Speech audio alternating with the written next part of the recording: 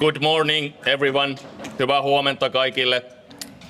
Muutama tekninen asia ensin. Itse olen Vilhelm Junnila ja toimin ryhmän sihteerinä ja vastaan tämän tilaisuuden moderoinnista. My name is Vilhelm Junnila, secretary of the group, working group against antisemitism, and I will be moderating this event. But the most important thing, tärkein asia tähän alkuun on se, että meillä on tuossa kakkoskopissa tulkki, joka kääntää suomesta englanniksi ja myös toisin päin. There will be translation provided on channel 2. You may get your headphones from the back and use them whenever possible, because some of the speeches will be held in Finnish.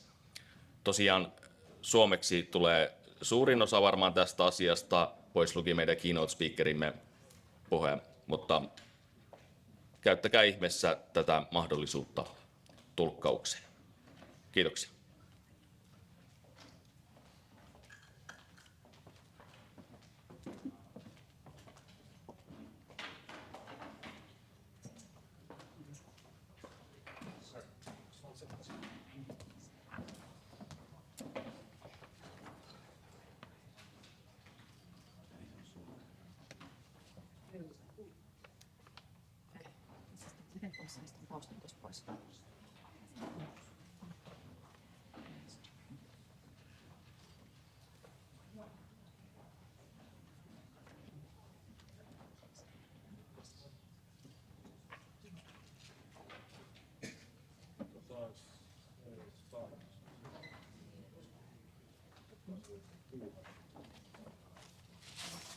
A few technical seconds that you can all pick your headphones if they're necessary.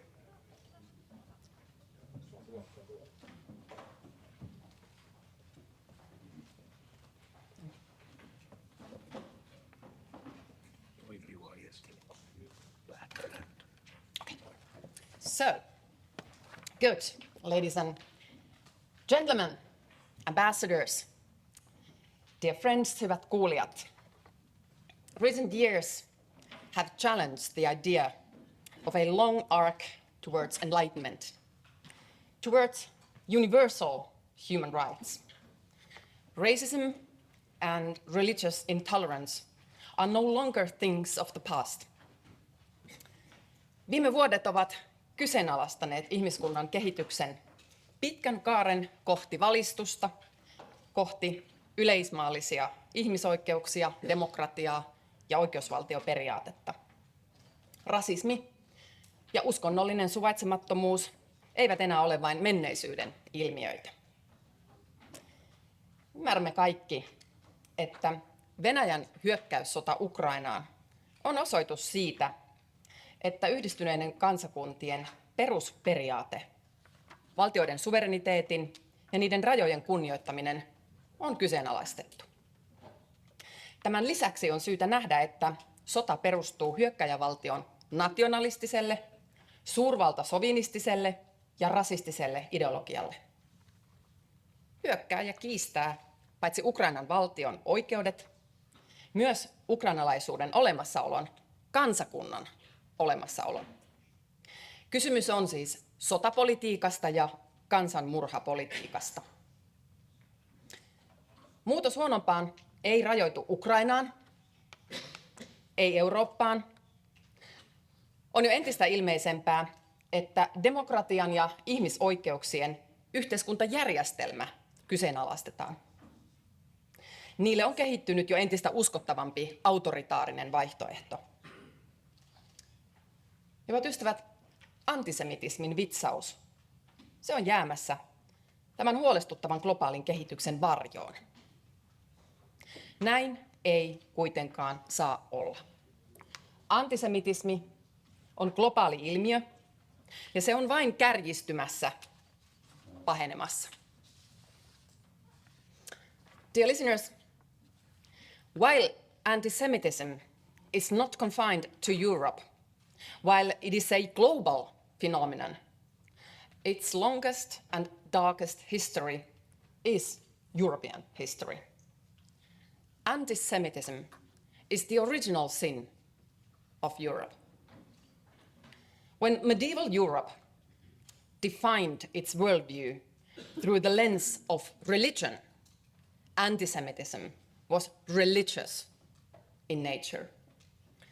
When post-Enlightenment Europe saw a world inhabited by separate and very unequal human races, antisemitism assumed a quasi-scientific, quasi-biological doctrine. Vaikka antisemitismi ei rajoitukaan Eurooppaan, se on yhä erityisesti Euroopan perisynti. Eurooppalaisen rasismin pimeä sydän. Se on ollut sitä jo yli 1000 vuoden ajan.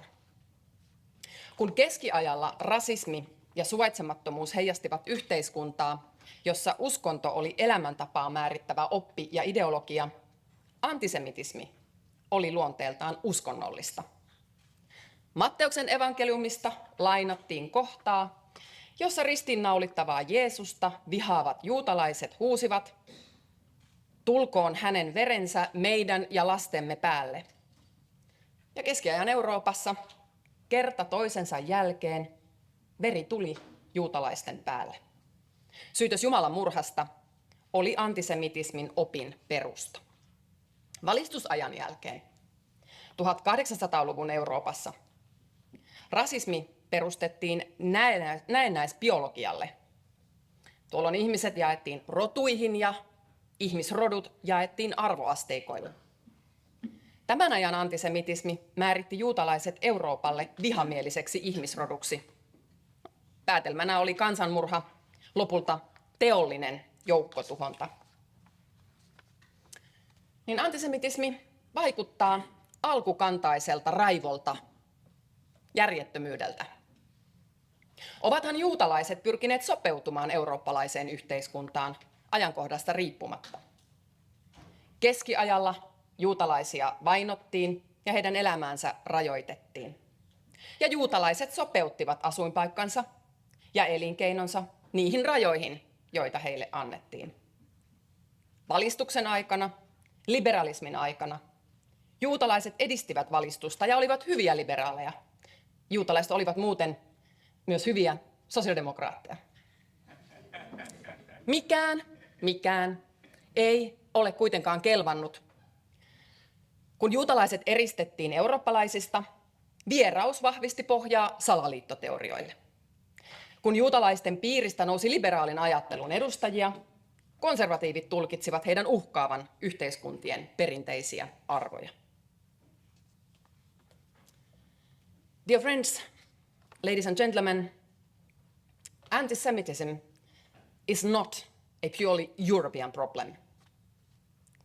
However, practically every European nation has an anti-Semitic past.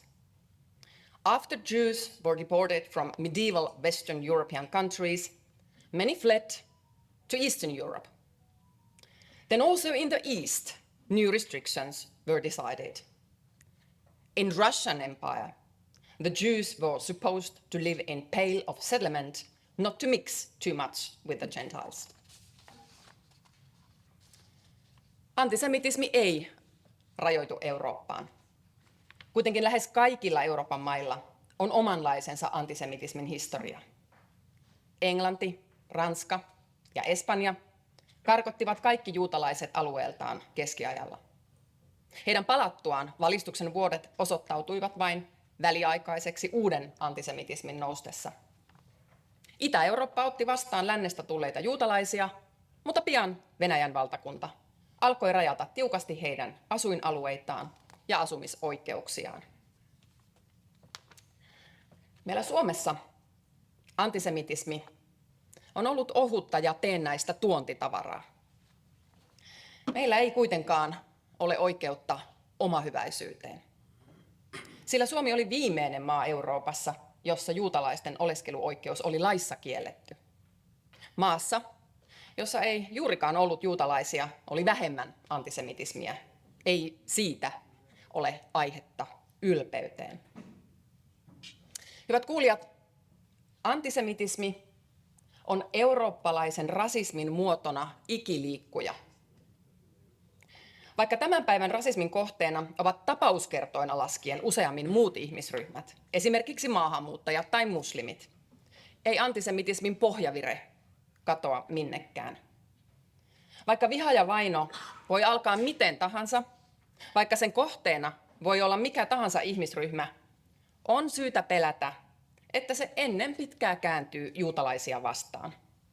Eikä valitettavasti ole kyse vain pelottavasta tulevaisuuden kuvasta. Antisemitististen rikosten määrä on ollut viime vuosina huolestuttavan korkea. Ladies and gentlemen, our parliamentary working group combating antisemitism is uniting members of parliament who otherwise might have very different opinions and worldviews. In the spirit of this unity, we have called this meeting this seminar. We do understand that these themes touch the history and the present in the Middle East. This meeting, however, is not about taking stand on current Middle East situation.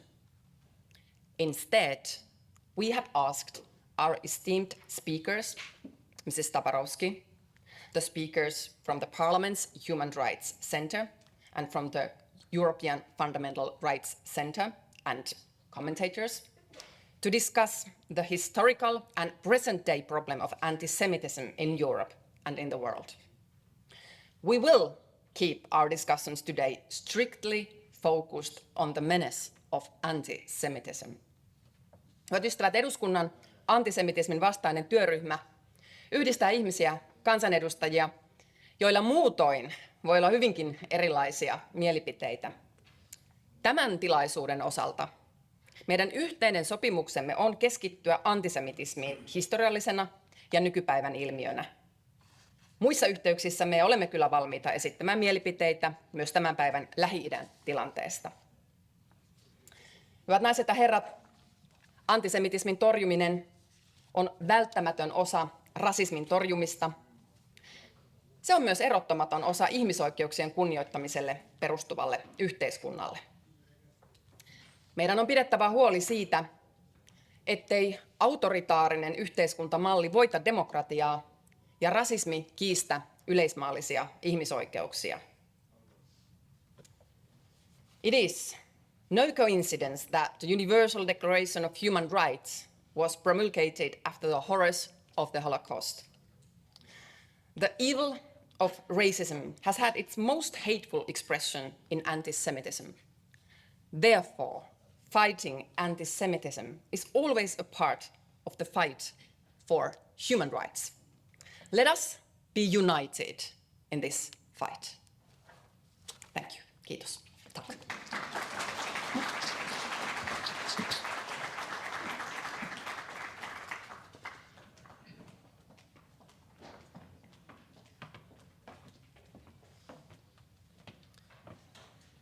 Next, I would like to call Risto Huvila from the Holocaust Remembrance Association to introduce our keynote speaker Isabella Tabarovsky. Kutsun Risto Huvilan Holokaustin uhrien muistosta esittelemään meille pääpuhujamme Isabella Tabarovsky.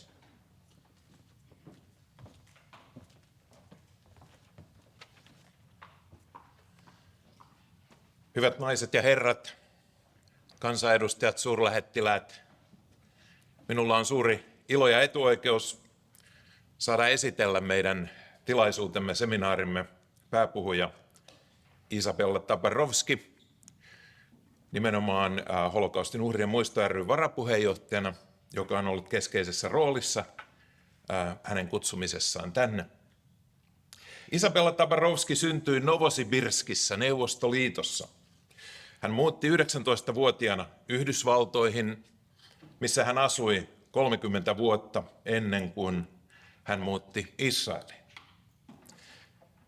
Hän opiskeli Venäjän historiaa Harvardin yliopistossa, mistä hänellä on maisterin tutkinto. Ja hän on erikoistunut sekä Neuvostoliitossa ilmenneeseen antizionismiin että antisemitismiin ja niiden nykyaikaisiin muotoihin lännessä. Hän on tunnettu ja tunnustettu asiantuntija erityisesti Euroopassa ja Yhdysvalloissa, toki myös Israelissa.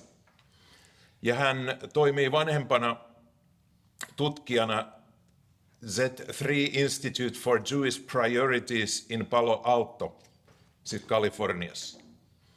Hän on myös tutkijana Comper Center for the Study of Antisemitism and Racism at siis Haifan yliopistossa, London Center for the Study of Contemporary Antisemitism, Jerusalem Center for Security and Foreign Affairs ja myös ISGAP-instituutissa for the Study of Global and Antisemitism and Policy. Hänellä on lukuisia sekä tieteellisiä että muita julkaisuja tunnetuissa aikakauslehdissä, kuten muun muassa Newsweekissä, monissa muissa.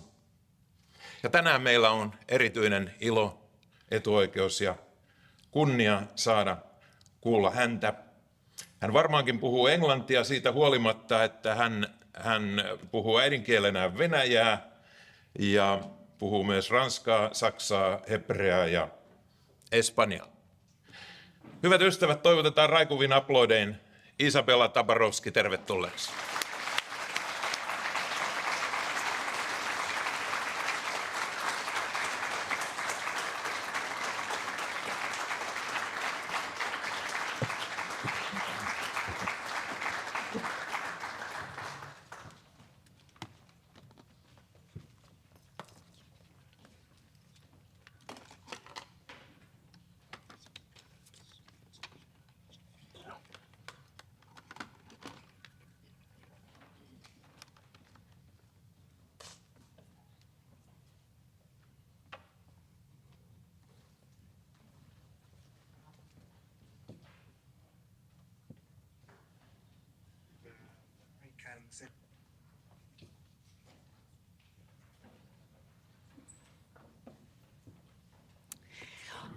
Okay, while we're figuring out the slides, I can actually begin without them. So first of all, I want to thank everyone so much for being here. Thank you for the opportunity for me to deliver my remarks. It's an honor to speak at the Parliament of Finland. I want to sincerely thank the organizers of the event, the Parliamentary Working Group on Antisemitism at the Parliament of Finland. I want to thank its chair, Mrs. Tuppurainen, who just gave such excellent introductory remarks. Mr. Risto Huvila, the advisor to the Working Group on Antisemitism and vice chair to the Holocaust Remembrance Association, and Pasi Turunen, executive director of the Patmos Foundation. I also want to acknowledge Dr. Mercedes Chimbalmos, a scholar at the Abo Academy University and the principal investigator of the Antisemitism Undermining Democracy project, who had invited me here first in January. She is Finland's primary expert on antisemitism, and everybody in this room should really know her. If you have any questions, she is the person to turn to. You have other scholars here in Finland as well who really understand the topic, such as Dr. Carmela Lipkind, senior professor of social psychology at the University of Helsinki. So please avail yourselves of their expertise. I typically speak in academic settings. And since we're here today at a place where policy is made, I feel compelled to say that as a scholar, I do not represent any political party or any part of the political spectrum. I believe, as Mrs. Tuppurainen just said, that antisemitism is a nonpartisan issue and must be a point of unity rather than division. I'm here to add an important piece of the puzzle that is often missing from the general picture of antisemitism. I'm here to speak about antisemitism in the USSR, in particular Brezhnev's USSR. In doing this, I'm speaking both as a researcher and a witness, a Jewish woman who experienced antisemitism growing up in that country at that time. But before I get to that part, I also want to say that while the primary focus of my talk is antisemitism, my concern is broader than that. I'm fortunate to have made a lot of friends here in Finland over the past few months. And thanks to them, I have come to understand Finland much better than I had before. And in my view, today, Finland occupies a very special place in the history of the 20th century. 85 years ago, this tiny country defeated Stalin's USSR in the name of democracy and freedom in the Winter War. I find the story of this victory profoundly inspiring. I lost my great-grandfather, Leonti Tabarovsky, to Stalin's repressions in 1941, a year after Finland won. Millions of my fellow Soviet citizens suffered in Stalin's repressions. By going to war, by fighting courageously, Finland prevented its own citizens from becoming victims of Stalin's regime. I visited the Helsinki synagogue yesterday and was proud to learn that Jewish citizens of Finland also fought and sacrificed their lives in the Winter War. Finland's victory was a victory for democracy and freedom over Stalinist ideology. And Stalinist ideology was profoundly unfree, and it was profoundly anti-Semitic. Anti-Semitism is antithetical to democracy. Once it penetrates a democratic society, it puts the society in danger. There is a well-known saying which holds that Jews are the canary in a coal mine.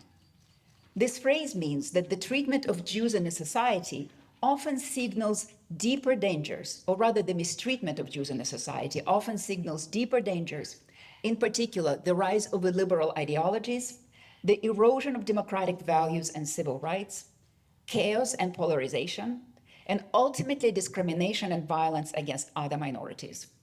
Today, anti-Semitism in Western societies is spiking through the roof. And with it, among other things, we see an erosion of such critical values as freedom of speech, freedom of conscience, and academic freedom.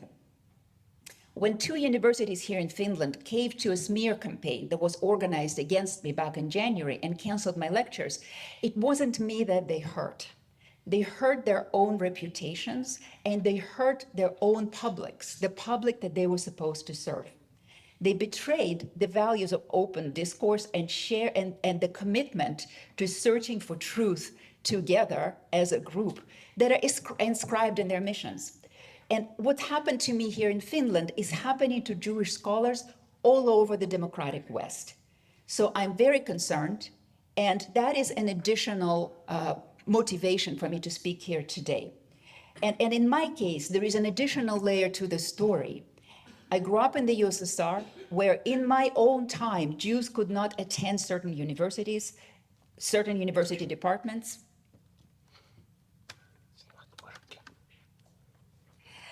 They couldn't pursue certain professions and certain paths, and certain career paths were closed to us as well. And I experienced it personally. I left the USSR in 1989 at the age of 19. I went to the United States, and I thought that I had left all of it behind. And yet here I am today, more than 30 years later, witnessing the same anti-Semitic ideology being reborn in the democratic West. And once again, Jews are being pushed out of universities, professions, political and cultural organizations. And with that, I'm ready to start the presentation. If we, okay. Something wrong with the cable.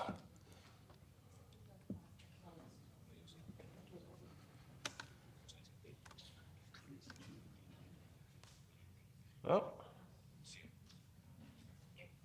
Oh no.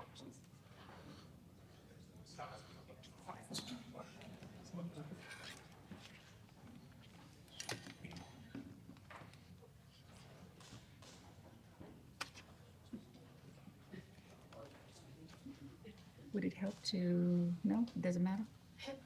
I don't think it matters. Okay. Oh, fantastic. I was confident that we would get here. Let me just see hold on just a second. Okay, here we are. All right, so now we get to the historical part of my lecture. And let me check the time. I know that I'm very, I'm limited. I have to convey a lot of history in a very short period of time. So why don't we start? I want to start with this image. So this image, for those of you who speak French, and there are probably more people speaking French here than in the US where I usually speak, this is a cover of the Protocols of the Elders of Zion. This picture here represents precisely what was mentioned in the introduction, the classic but also contemporary anti-Semitism of what is typically called kind of the right-wing, the far-right anti-Semitism, although I have to say I no longer even believe into that division. That division is pretty academic at this point. But the Protocols of the Elders of Zion are essentially, they're the essence of all the tropes about Jews and the conspiratorial tropes about the Jews, which say that Jews want to control the world. But the most important thing about this image is, first of all, of course, you can see, you know immediately that it's about Jews because it has the exaggerated Jewish features.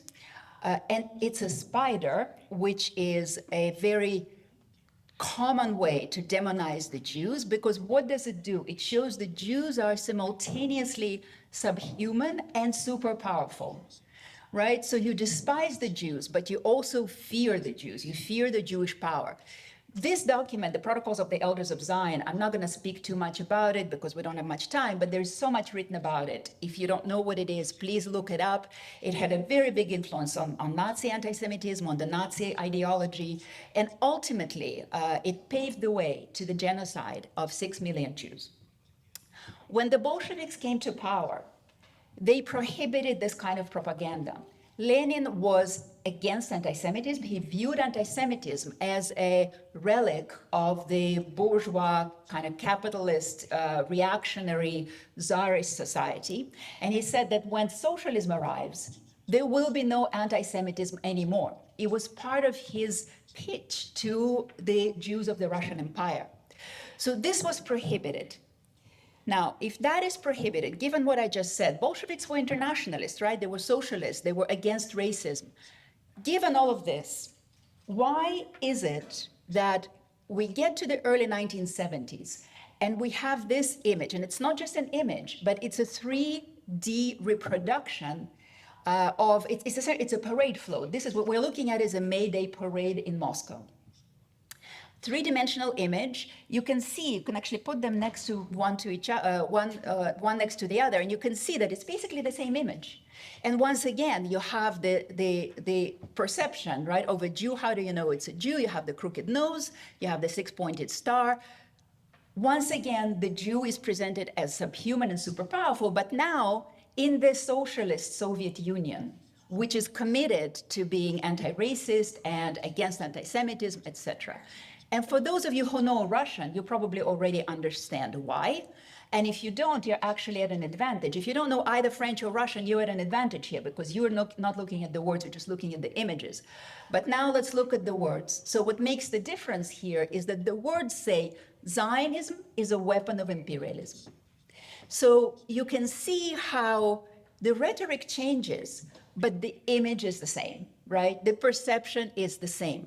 And this is part of, and I was so glad that Mrs. Tuppurainen mentioned the evolving nature of anti-Semitism. Anti-Semitism always evolves, and it represents itself as something new to each new generation. So in the 1970s, in the early 1970s, in the Soviet Union, this is how Jews were presented. Now, let's talk about this.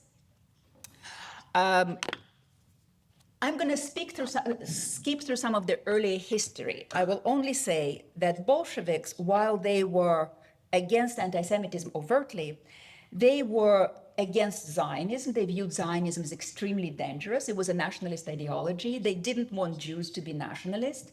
They were also against religion, and so they did not want Jews to practice their religion. It was true kind of all over, but they viewed Zionism as a particular danger. So what happens in the 1920s is that they offer a deal to the Jews. They say, you can be part of everything we're doing here, build a beautiful socialist future. We just ask you, which for the Jews just lived kind of freed from the Pale of Settlement, it's a very big deal. But there are two caveats. You have to give up your nationalism and you have to give up your religion. And so for Jews who agree to that deal, everything is great. For about a decade, things go really, really well. Jews who refuse to give up their Zionism and their religion are repressed, executed, sent to the Gulag, and ultimately pushed underground. So this is the first time that we can see already that Zionism is punished in an extremely harsh way, right? Jews who are Zionists are punished in a harsh way on ideological grounds. When Stalin comes to power, things change for the Jews. And again, I'm not going to dwell for too long here because I'm trying to move to the Brezhnev time. Stalin, there are anti-Semitic campaigns that take place under Stalin.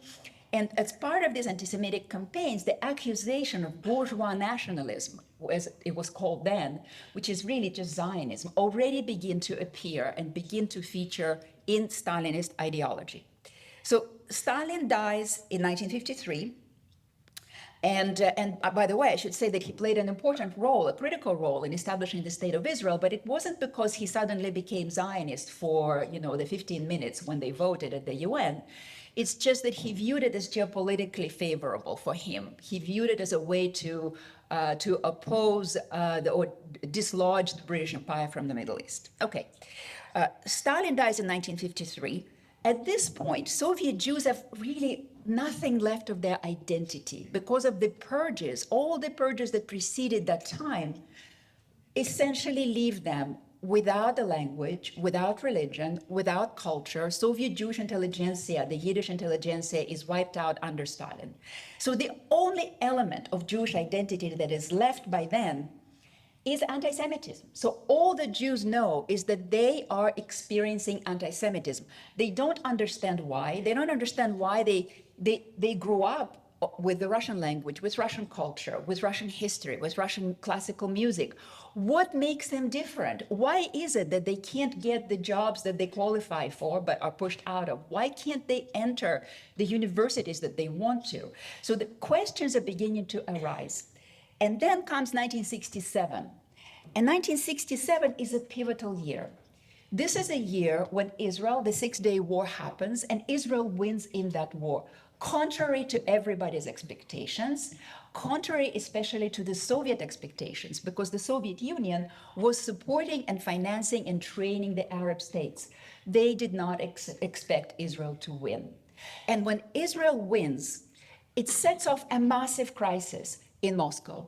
Moscow is trying now to understand what happened. How could it have happened that such a small country had won against the armies that we financed and trained, etc.?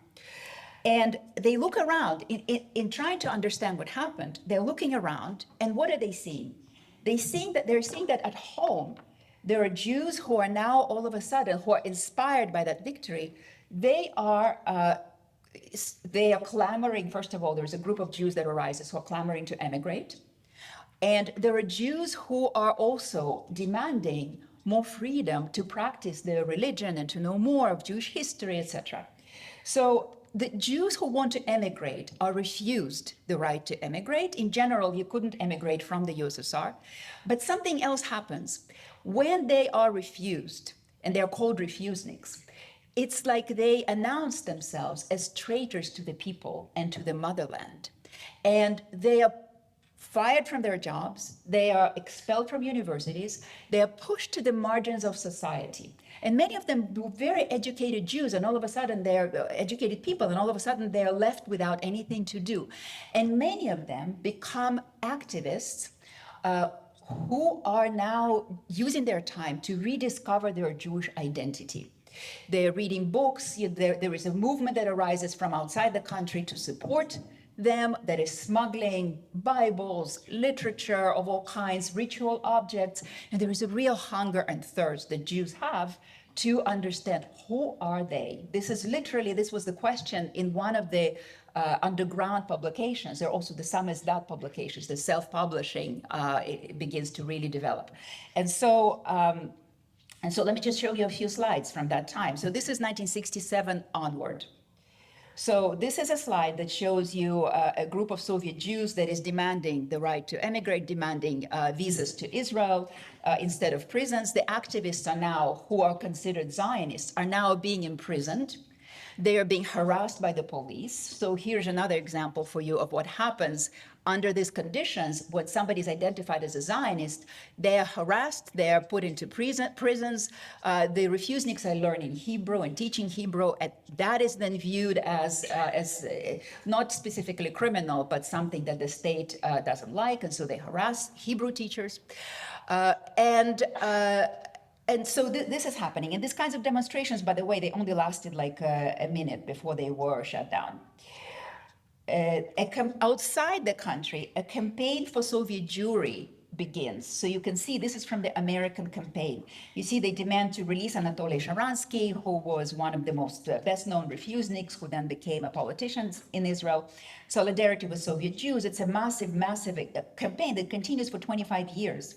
This is one of the slides from that campaign. Let my people go was one of the most important slogans of that campaign. And you can see this is a biblical slogan, and it really resonated with people a lot. This is when Moses comes to Pharaoh and says, let my people go.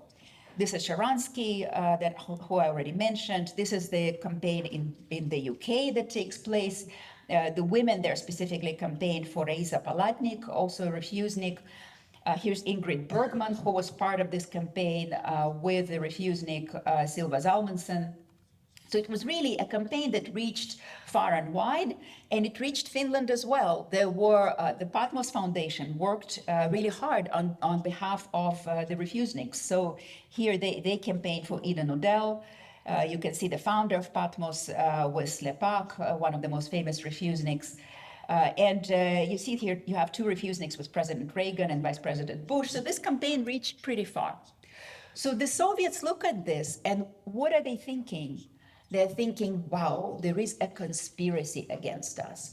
It's a Jewish conspiracy, but of course they can't say it's a Jewish conspiracy because then they would sound like they are learning from the Protocols of the Elders of Zion. So they're saying it's a Zionist conspiracy. And this is how it begins. A massive campaign begins, international campaign, demonizing Zionism. And the word demonizing here is important because in all of this, when I speak about this, people often say, well, can't we criticize Zionism without being anti-Semitic? And my answer is yes, of course you can. But what I'm talking about is not that. I'm talking about a conspirological view that equates Zionism with all of the world's evils. And this is what the Soviets do. They equate Zionism because they're trying to speak to the global left, because they're trying to split global public opinion. This is in the context of the Cold War, right? So they're trying to bring a portion of the Western public opinion on their side. And what is going on during the Cold War in the West now on the left? They are fighting for civil rights in the U.S., right? This is a post-colonial time, so issues of racism are really crucial. Post-colonial issues are really crucial. So the Soviets want to hitch a ride on all of these issues. And so they equate Zionism with all of the ills that the left at that time is fighting, right? The anti-apartheid campaign is really important at the time. So they're looking at that and they're saying, well, okay, if we equate Zionism with fascism and Nazism and apartheid and genocide and racism and colonialism and imperialism, then we can really win the public opinion, the left-wing public opinion, to our side. And this is exactly what they do, and they're very successful at it among a portion of public opinion. So I want to show you some examples of what they produce. So these are just photographs of my own, of the books some of the books that they produce. There were hundreds of books like this, Fascism Under the Blue Star, that's it, just in Russian. So they produce them, and that they engage the academy, they engage institutions of Soviet academy to produce these books and essentially to justify what the propaganda is already saying, right? So they create this fake science called scientific anti-Zionism. What makes it fake is that the conclusion of this supposed science are already predetermined, right? Zionism, you must prove that Zionism equals fascism, Nazism, apartheid, genocide, etc. So it is essentially an exercise in justifying a preconceived notion. So by definition, it's not a search for the truth. They translate all of this into multiple languages, dozens of languages. So these are, again, just screenshots of the pamphlets that I have. In English, Zionism is the instrument of imperialist reaction. Sounds pretty familiar, right? I think we hear some of these things today. Zionism, a form of racism. We hear this all the time today. Zionism counts on terror. We hear today all the time, Zionism is terror, right? Or Zionism is associated with terror. So this is a campaign of demonization that is taking place, starting with 1967. By the early 1970s, vast chunks of the global left, which I guess we could call the far left, are speaking in this language. And this is not just me saying. There are scholars who've noticed that by 1973, essentially, this is all set in stone.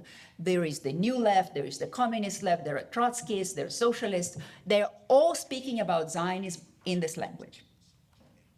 This is just another example of how this was distributed. A Soviet publication that was produced in yes, that was produced in Prague.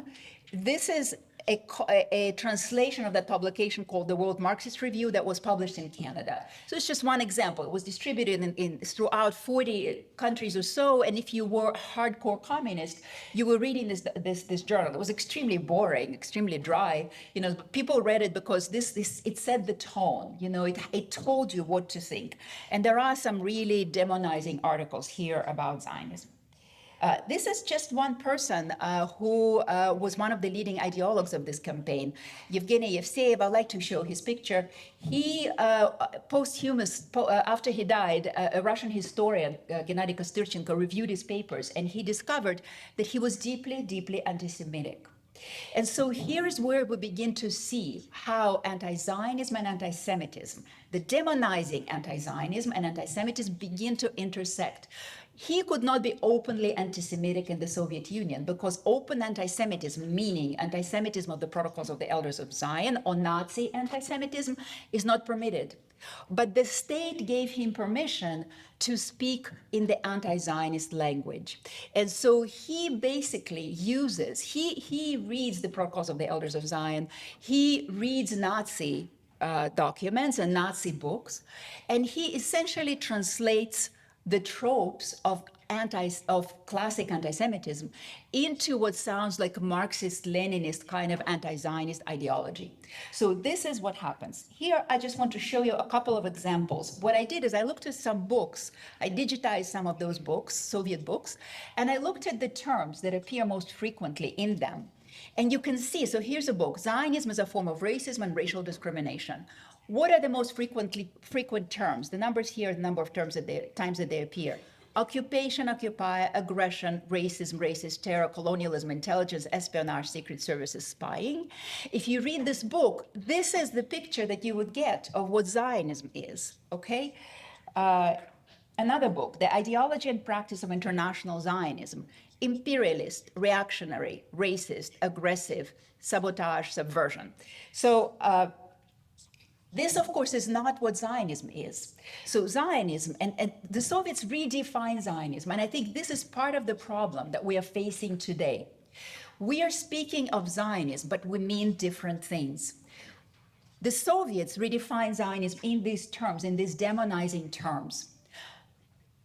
Zionism, however, originally, in its original meaning, signifies the national liberation movement of the Jewish people. And if you're a Zionist today, really all you mean is that you view Israel's continued existence as critical to the future of the Jewish people. But this is not how the anti-Zionist left speaks about Zionism. And so this creates a massive amount of confusion.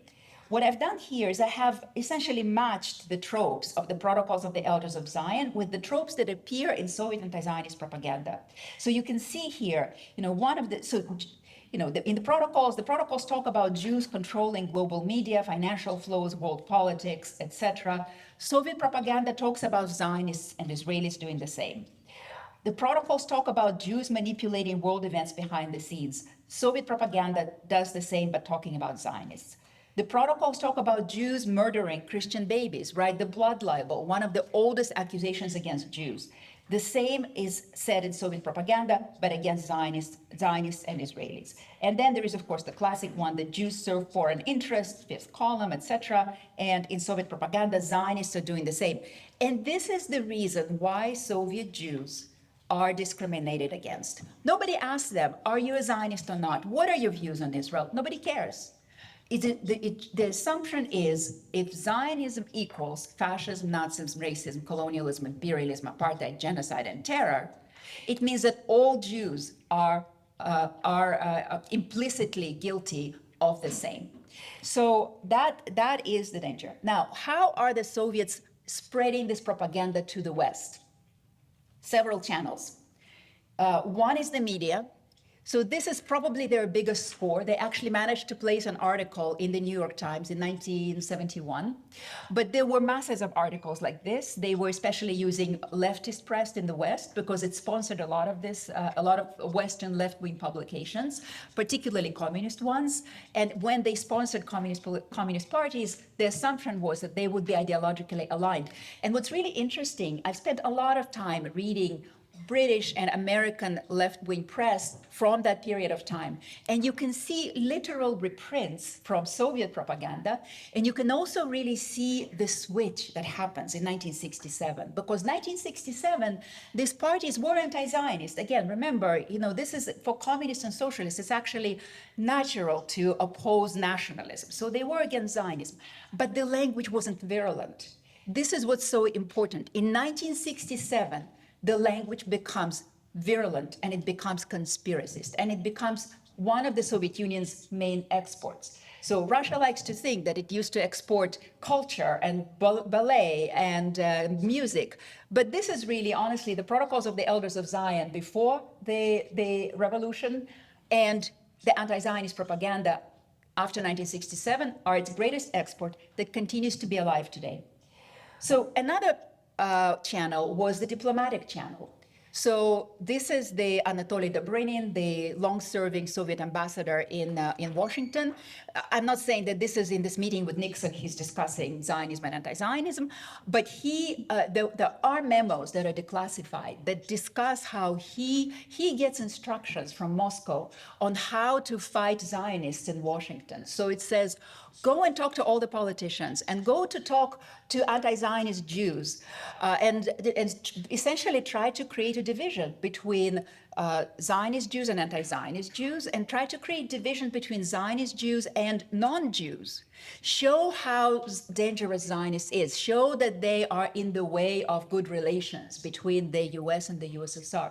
So you understand this is all on the propagandistic level, right? And it becomes really toxic at that point because essentially what are you doing when you are trying to create divisions between Jews and non-Jews? I mean, it's really, really toxic. Another channel is the UN. So what we see here is the adoption of the Zionism is racism resolution, as it's known informally. So this is the resolution that was adopted in '75, and it was then on the proposal of the Soviet bloc and very much with Soviet support. And the Soviets, in fact, began to introduce really radical anti-Zionist language at the UN already in 1965. So 10 years later, this resolution gets adopted. It was later repealed after the USSR fell apart. It took that long, so later it was repealed. But what's interesting here, and this is, again, to the question of does it matter, or rather, let's put it this way, the intersections of different kinds of anti-Semitism. On the right side of the podium sits Secretary General Kurt Waldheim of the UN. Waldheim, it turned out, I think later, after this, had served in the Wehrmacht in the Balkans, in Yugoslavia and Greece. He was an intelligence officer in units linked to mass deportation of Jews from Greece and the execution of partisans and civilians in Yugoslavia. So there's something really highly symbolic that you have a former Nazi here adopting or presiding over the adoption of the resolution from the socialist bloc about Jews and Zionists, right? You can really see the intersection here. And this is the American ambassador to the UN at the time, Daniel Patrick Moynihan. He was just destroyed the kind of rhetorically the adoption of this resolution. And if you want to do so, look up his speech at the UN. It's really one of the greatest speeches of the 20th century. Okay, a couple of examples of how the Soviets created some of the tropes that are still alive today. So the Soviets were the first to, and let me say something here. So they didn't create all of it themselves. Sometimes they were picking things up. They were picking things up from Arab propaganda. They were learning from Western intellectuals. So I don't want to say that they are responsible for everything that we're seeing today. I want to be clear about it. I'm just telling part of the story, but an important part of the story, okay? The equation between Zionism and Nazism actually already appears in the British Foreign Office in the 1930s. The Arabists there are already making that equation. But what the Soviets do is that they mass distribute it, right? They take their propaganda apparatus and use it to spread this idea. This idea is among the most popular ones to this day.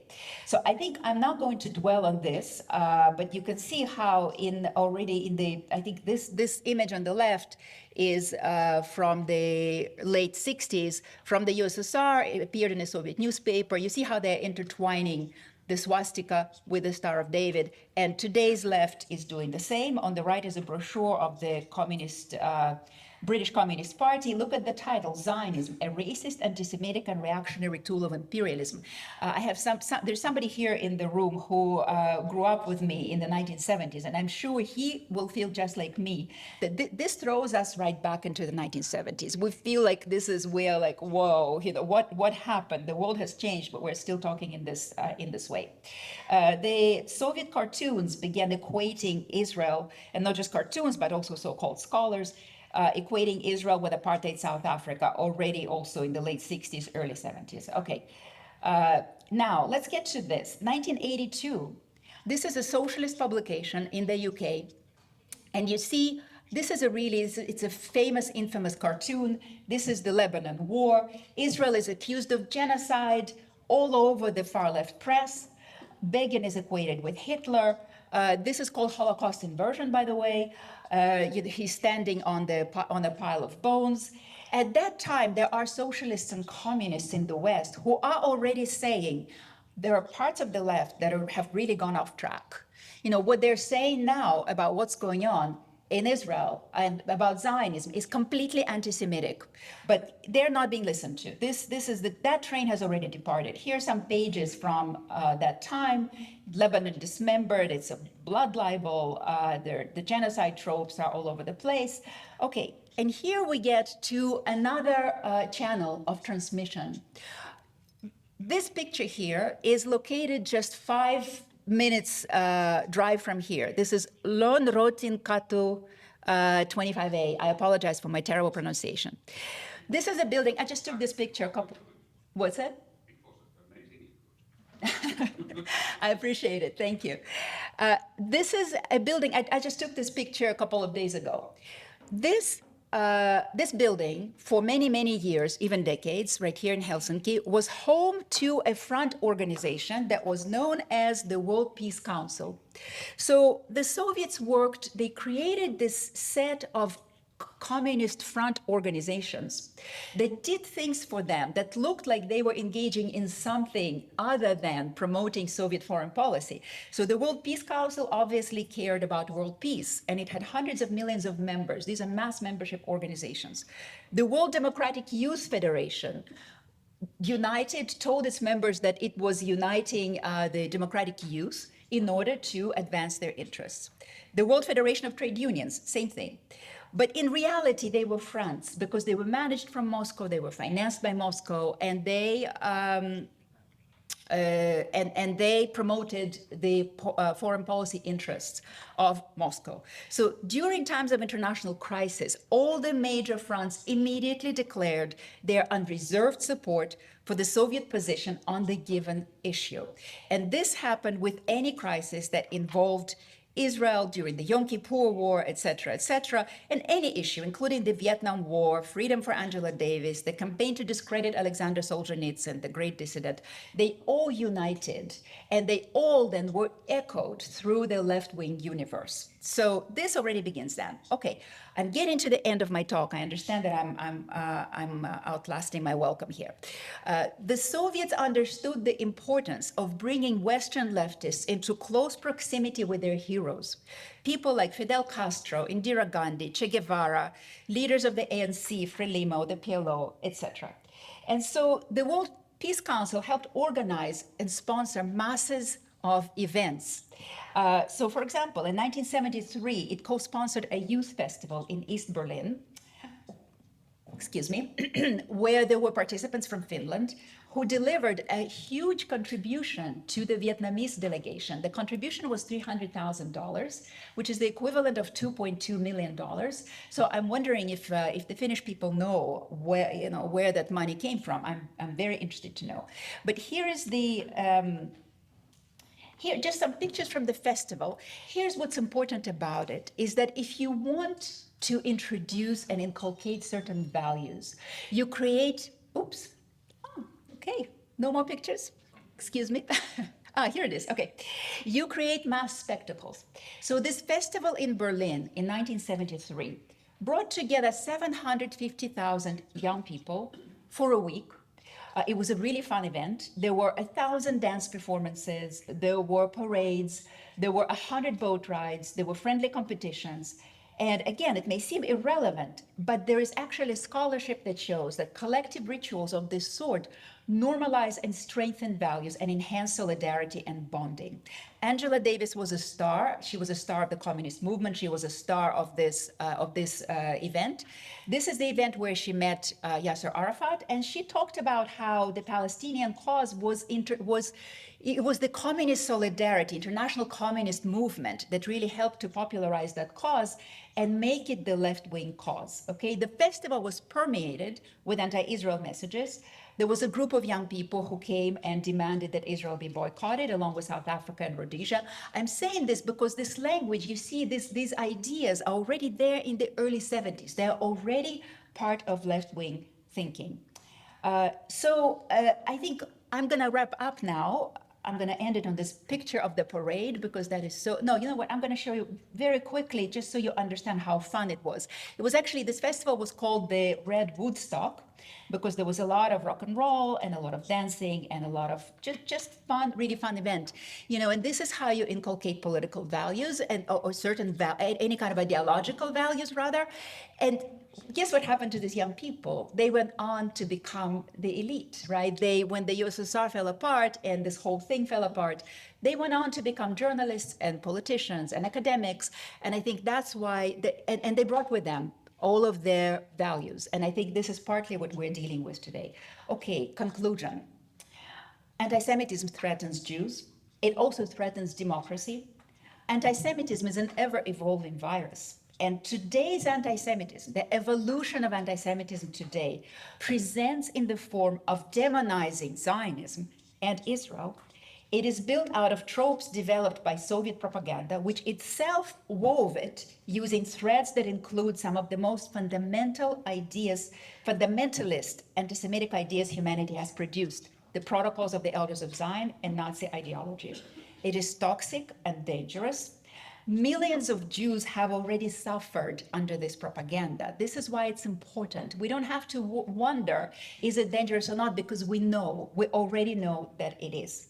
What gives this history urgency today is that we are at a point where Jews are being murdered under the guise of anti-Zionism. Nazi Germany dehumanized Jews to the point where they could be murdered in the millions.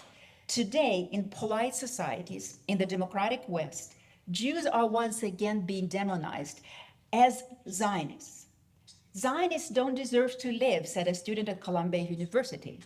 And Jews are already being murdered on this basis. We just saw in Washington, D.C., where a young, educated Marxist-Leninist murdered a beautiful young couple, Yaron Leshinsky and Sarah Milgram, an Israeli Christian and an American Jew, 2 employees of the Israeli embassy. Anti-Semitism, once again, is an ever-evolving hate. It's imperative that we understand its current iteration and confront it unflinchingly. And we all have a role to play in combating it. I call on members of the media here to recognize the role they play in fanning the flames of anti-Semitism through inaccurate and biased reporting. I call on academic institutions to return to their role as seekers of truth rather than enforcers of narratives. And I call on politicians to find courage to battle the scourge. Because if we don't, it will once again be too late. Thank you.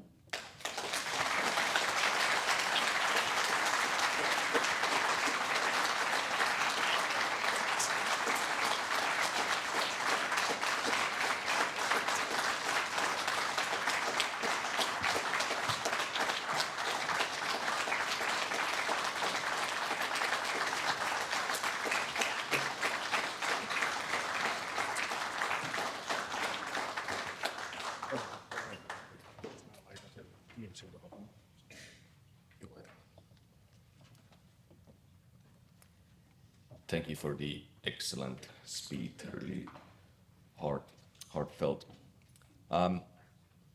Next, I would like to invite Miss Sari Tanus, member of the working group, to give her remarks. Seuraavaksi Sari Tanuksen kommenttipuheenvuoro.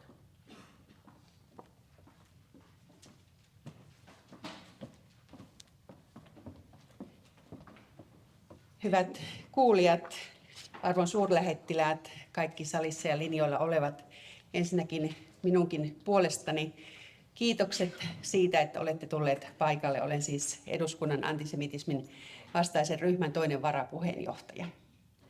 And special thanks for Isabella Tabarovsky for this excellent speech. Thank you for taking your time and traveling to Finland. I think everybody should know our history much better than we do. I mean that we who are elderly already, I think that we understood today that we know only some pieces of our history, and that there are many important things that we need to know really better than we do today. We heard here some points what has happened in our neighbor country. It has happened so near to us.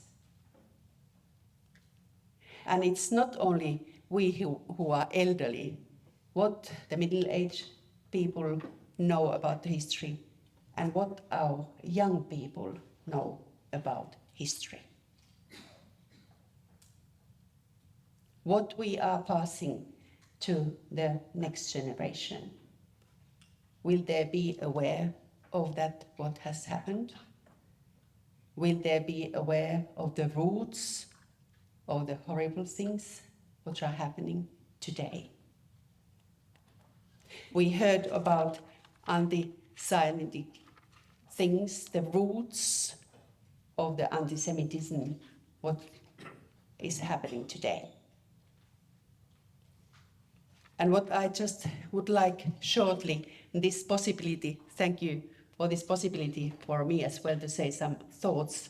I got just a few minutes time, but I would like to say that in order to understand today's world and in order to try to change the direction into the better direction, I think all of us would need to have more understanding, open eyes, open ears, open heart. And we in this house, the parliament and the members of the parliament, we have the big responsibility. But it's not only in this building, all our institutions, schools, universities, educational sector, has a very big responsibility. What we are teaching, what we are telling, what we are passing to the next generation. And the media, what media is passing, what the media is telling, and what are the topics that it's staying quiet. And I think one of the things Isabella Tabarovsky lifted so clearly up, demonizing the things, changing the meaning of the words, what the words really mean. I think that we have experience in this house as well, how the meaning of the words are trying to be changed. So I'm just calling every one of us, we have the responsibility. Every single person of us in this hall, on the lines, in our society, we have the responsibility to keep our eyes and ears, heart and mind open. And not only that we notice the things which are happening, but we have the responsibility to act. We have the responsibility to act. We often say that never again, and we all know what does it mean. But every one of us, we have the responsibility to act so that the history doesn't repeat these horrible things. We should have the full freedom of speech, full freedom of religion, freedom in the science as well, so that we can speak, write, read, and make science work without fear what can happen in the streets, in the meetings, in society. I think that we have had wonderful mornings so far, and we will have many good speakers still to come. Maybe the last thing what I still would like to lift up from Mrs. Tabarovsky's speech, I think every one of us noticed how she told that antisemitism it's coming through to the society in a different ways for every new generation. So how it's acting, how it's working today. Maybe we should already foresee how it's working tomorrow and next week. So please, I call every one of us as individuals, as the representatives of different institutions and organizations, please, let's not keep quiet. Let's take the stand, let's act. This horrible history shouldn't repeat. It shouldn't be repeated. The reality should be never again. I do thank you, Mrs. Isabella Tabarovsky, and wish you the wisdom in the future days as well, and wish you God's blessing also. Thank you.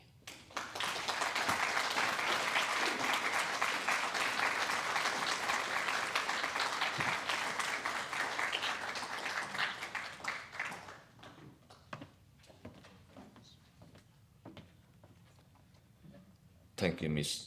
Tanus. Next up is Ms. Eva-Esther Sobotka, who's a project manager at Institutional Cooperation, an EU charter unit of FRA, who will hold her speech about anti-Semitism in Europe. Over to video.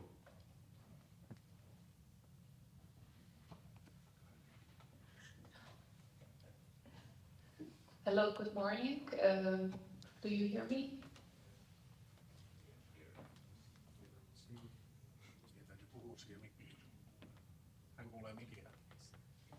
Can I please have a confirmation whether I can go Yeah, ahead? we are hearing you, and we just were able to get you on the video, so please proceed. Okay, so good morning. My name is Eva-Esther Sobotka. I work on the topic of countering anti-Semitism in the European Union Agency for Fundamental Rights. The European Union Agency for Fundamental Rights is an EU body that provides evidence and advice to policymakers on fundamental rights issues, both at the EU level and the member state level.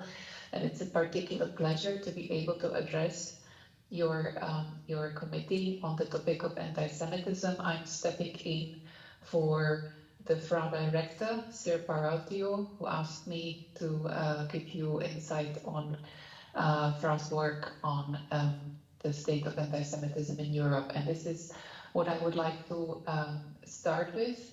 If I may ask that you show my PowerPoint presentation and confirm to me that indeed it is on screen, because I do not have a visual, unfortunately, from your side. So could you please let me know if this is set up already? Yeah, everything's correct over here. We are seeing your presentation. Yeah, so you have a visual on the presentation. So what I will say, looking at the first slide, is that the EU Agency for Fundamental Rights has released last year its third survey on Jewish people experiences with anti-Semitism.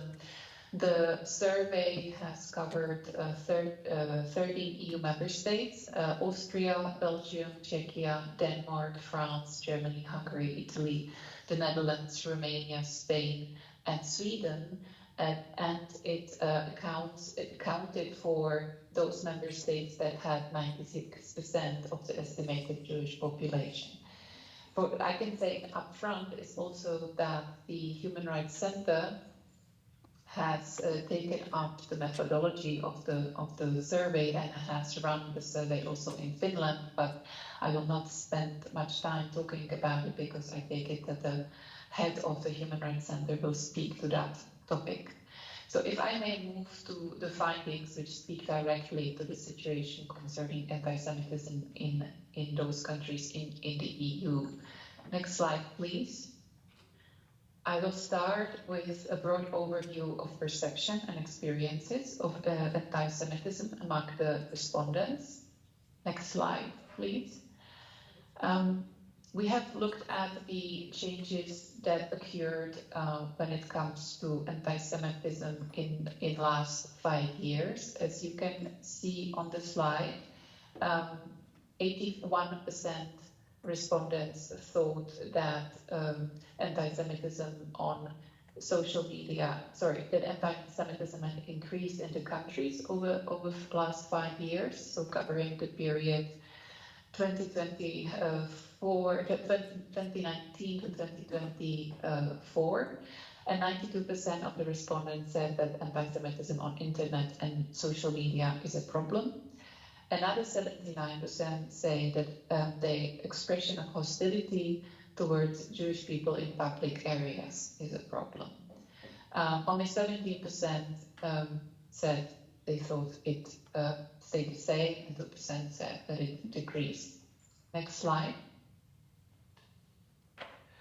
Concretely, anti-Semitism online and offline is something that is intertwined, and as we see, it's also reinforcing each other. So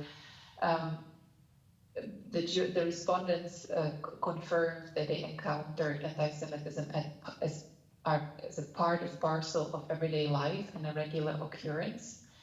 96% encountered at least one out of 12 form of anti-Semitism. Anti-Semitism ranged from 89% to 99% across survey countries. There was not much difference across Jewish identities. Respondents rarely encountered only one form of anti-Semitism, and 2/3 of respondents encountered anti-Semitism all the time. 21% encountered it 6 or more times, and 15% encountered it less frequently. Anti-Semitism offline most often tends to be during interactions with other people in public spaces or in the media other than the internet. Now, if we zoom in online anti-Semitism, next slide, and next slide. 90% of the respondents encountered anti-Semitism online. 61% who encountered this online anti-Semitism reported that this happens all the time. And there's, as I was saying earlier, a large overlap between online and offline anti-Semitism. The online anti-Semitism is encountered across all main social media platforms, online media outlets, internet forums, and predominant format is written text, but I have to say that also this is changing with the advancement in technology and more users' ability to use artificial intelligence tools, etc. Now, the impact of the online anti-Semitism is profound. If you look at the next slide, not only it does make the Jewish respondents angry and worried about this safety, but it has also a chilling effect. That 24% said that they started avoiding posting content that would identify them as Jewish, and 23% said that they limit their participation in online discussion, and 16% reduced their use of certain platforms and websites. And this is, of course, detrimental to democratic process and also to the civic discourse, as well as it limits the ability of Jewish people to participate in public life. There are, of course, also other effects, such as negative impact on mental health, and only 13% of the respondents said that it actually did not have any effect on them whatsoever. Next slide, please. When we stay with the topic of safety and security, which was also covered in the survey, concerns among Jewish people were very high, even before the Hamas attack on Israel and the war that ensued in Gaza. So what you need to know is that these figures that I'm presenting to you are reflecting the situation before the 7th October 2023 attack. Now, the survey findings show, next slide please, that about half of the respondents are worried that they will be a victim of anti-Semitic verbal insult or harassment when they are in the street or in a public space. And 44% of them even worry that they will be victim of physical attack because they're Jewish. This extends to their family members and acquaintances, with 60% of the respondents worrying that family members or persons close to them will become the victim of anti-Semitic harassment, and half of them worrying about physical attacks. Next slide, please. It's not surprising that because of this worry, real experience worry, there are certain avoidance strategies being adopted. So concerns over the safety and security influence behavior, and that's another point of chilling effect, not only relating to the democratic and participation in public space, but 76% of respondents who wear symbols that could make them recognizable as Jewish in public avoid wearing these symbols, at least on occasion. 48% of those who do not wear symbols say this is the case because of safety concerns. 34% of respondents avoid attending Jewish events because of safety concerns, and 40% avoid certain places in their neighborhood because they do not feel safe there as Jews. In other words, it has been said that experiences of anti-Semitism push Jewish people into hiding. The survey findings confirm this. And this is indeed a sobering thought considering the history we are all aware of. If we could go to the next slide, please. The survey has asked also questions about the influence of events in the Middle East on Jewish life in the EU. And already before 7 October, almost 2/3 of the respondents indicated that developments in the Arab-Israeli conflict negatively affect their feeling of safety, 62%. Furthermore, 75% of respondents at least occasionally feel that people in their own country accuse them or blame them for the Israeli government's actions. Next slide, please. We are moving on experiences of harassment and violence, which the survey also covered. If you move to the next slide, I would like to show you findings that say that 1 in 3 respondents experience at least one of the following form of harassment because of being Jewish: offensive or threatening comments in person, threats of personal violence, offensive gestures, receiving offensive or threatening emails or text messages, receiving personal offensive posts or comments on social media platforms. Again, you can see that the offline and online world is very much fused, and it's difficult to differentiate when it comes to incidents and prevent potential spillover to offline world if it happens online. Next slide, please. We have to also, of course, look at the topic of discrimination in access to public goods and services, as well as employment and educational setting, among others. So when it comes to the findings of the survey in this area, next slide, 20% felt that discriminated because of being Jewish in their daily life. This most often occurs in educational setting, interestingly, at work and when looking for work.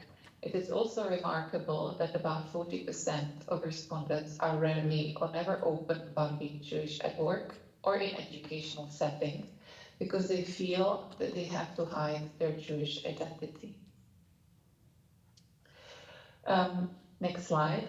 There is also, we asked about limitation to Jewish tradition. For example, we asked the respondents whether they heard or saw non-Jewish people suggest that circumcision or traditional slaughter should be banned in their country. And around a third of the respondents came across such discussion, and the prohibition of either circumcision and traditional slaughter would be a problem for the large majority of them.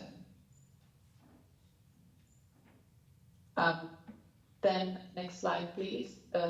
41% of respondents said that they were considering emigrating or did emigrate from their own country because of not feeling safe there as Jews. Another 32% considered emigrating, and yet another 20% said so because they feel that they are or were not able to practice their religion in their own country. Next slide, please. A finding that could be of particular interest to you today is that the level of satisfaction with governmental efforts to support Jewish communities. They are generally low. For example, only 1 in 5 respondents were satisfied with actions taken by the government to combat anti-Semitism. And only about 1/3 of the respondents were satisfied with how their governments respond to the security needs of Jewish communities. With the security needs, next slide please, it's also connected the reporting of anti-Semitism. As it is with all surveys, the agency explored this topic as well. Next slide. The reporting levels are very low, which we have observed across member states that were part of this survey. While half of the respondents who experienced anti-Semitic violence reported the incidents, only 11% reported anti-Semitic discrimination to any organization or body. Those who report online anti-Semitism tend to do so to the platforms themselves, which is of course something that has changed because the platforms have also in the meantime changed their policy. It should also be noted that those who do not report incidents tend to be dissatisfied with how their complaints are dealt with.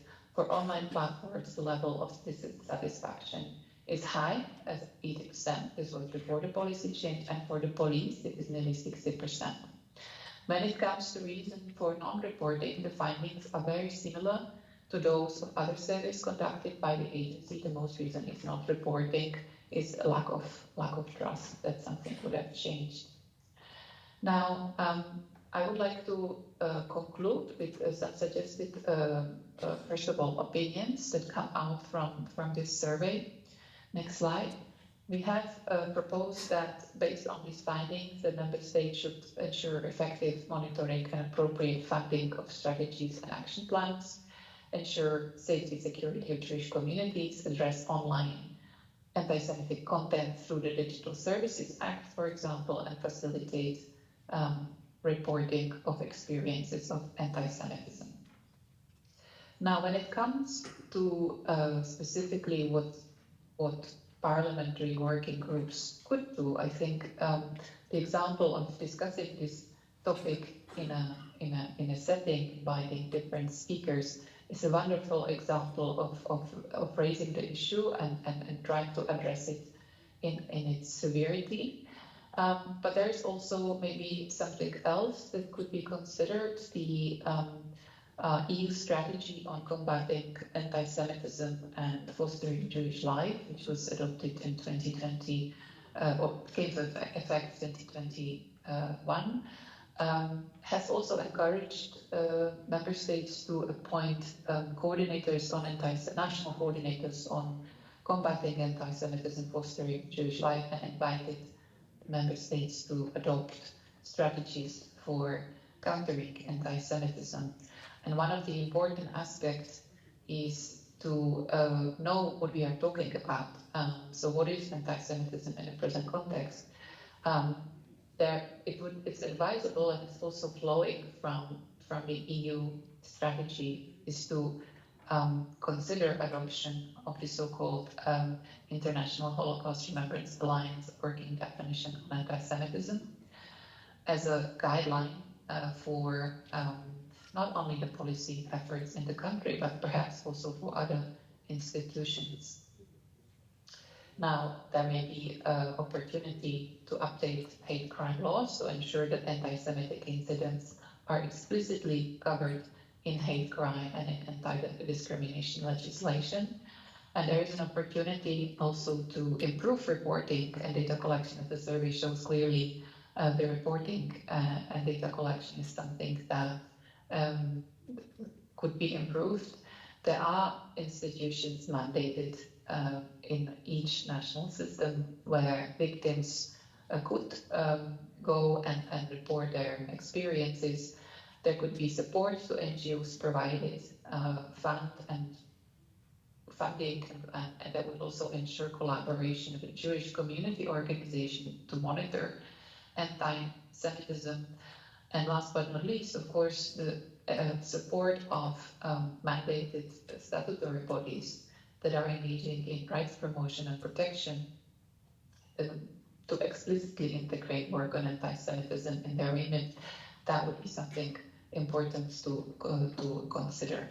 Another aspect could be emphasis on promotion of Holocaust education and awareness through curriculum development, but also through support of remembrance days and funding of educational programs. Online anti-Semitism would be done through regulating platforms, but also through digital literacy programs to invest in public education to help citizens recognize and counter hate speech online.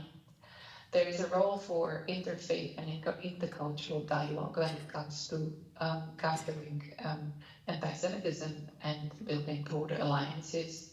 There is an opportunity to increase holding institutions accountable through parliamentary oversight, regularly question government agencies, law enforcement, in their efforts to address anti-Semitism and lead regular dialogue with statutory bodies that do monitor protection and promotion of rights in the country. There is a scope for increasing international cooperation, and let me highlight, there are many different forums. I'm sure there's also inter-parliamentary effort to address anti-Semitism. But I would like to highlight one particular aspect, that is European Conference on Anti-Semitism that has been established in 2022, that indeed brings together the work of the national coordinators on anti-Semitism in an effort to really join forces and also share experiences with regard to implementation of the national strategies. There's a special working group on anti-Semitism that was established under the EU strategy on countering anti-Semitism, fostering Jewish life, and active participation is, of course, important to consider in the context of international and EU cooperation. In conclusion, FRA for the future, looking forward, we will continue doing these periodic surveys on anti-Semitism. That is one of our commitments. The question is the when. Periodicity is something that needs to be also assessed in the context of broader survey work of the agency. Later on this year, the agency will release its update on anti-Semitism, where we ask the member states regularly since 20 years on how they monitor and record anti-Semitism. So this is a publication that will be coming up in November 2025, and it will show also the difference between anti-Semitism before the 7 October 2023 attack and after the 7 October 2023 attack, because it will actually cover the last 2 years. And further on this, we stand ready to engage in national discussion. Thank you again for inviting the agency to contribute, and I remain at your disposal for further cooperation if you so wish. Thank you very much.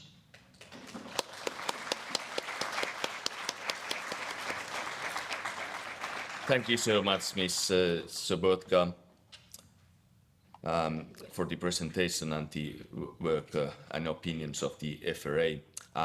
Time-wise, we are trailing a little bit and have some catching up to do. I'm sure we'll eventually be able to do it, because I would like to reserve time for discussion in the end. Next up is Jarna Petman, Director at Human Rights Center and the Chairman of the Human Rights Delegation. Eli Jarna Petka, ihmisoikeuskeskuksen johtaja ja ihmisoikeusvaltuuskunnan puheenjohtaja, puhuu seuraavaksi antisemitismistä Suomessa.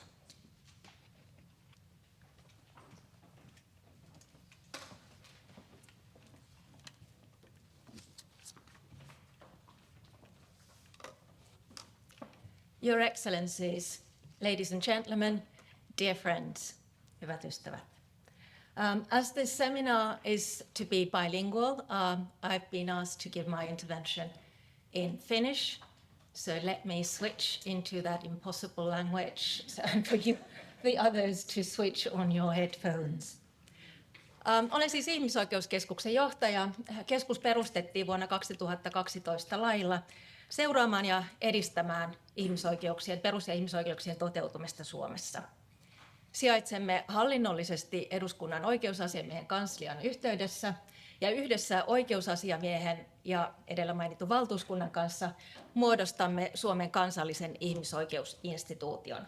Mutta olemme ihmisoikeuskeskuksena itsenäinen, riippumaton viranomainen. Lakisääteiset tehtävämme ovat moninaiset. Niistä yksi, joista haluan tänään keskustella, on tukea ja kehittää tiedonkeruuta oikeuksien toteutumisesta Suomessa. Vain tutkitun tiedon avulla pääsemme käsiksi yhteiskunnassamme vallitseviin ongelmiin ja voimme alkaa etsiä niihin ratkaisuja. Ja niinpä julkaisimme viime vuonna yhdessä oikeusministeriön kanssa selvityksen antisemitismistä Suomessa. Sen toteuttivat Åbo Akademin tutkijat, jo mainittu Mercedes Gimbalmos ja Dora Patricia.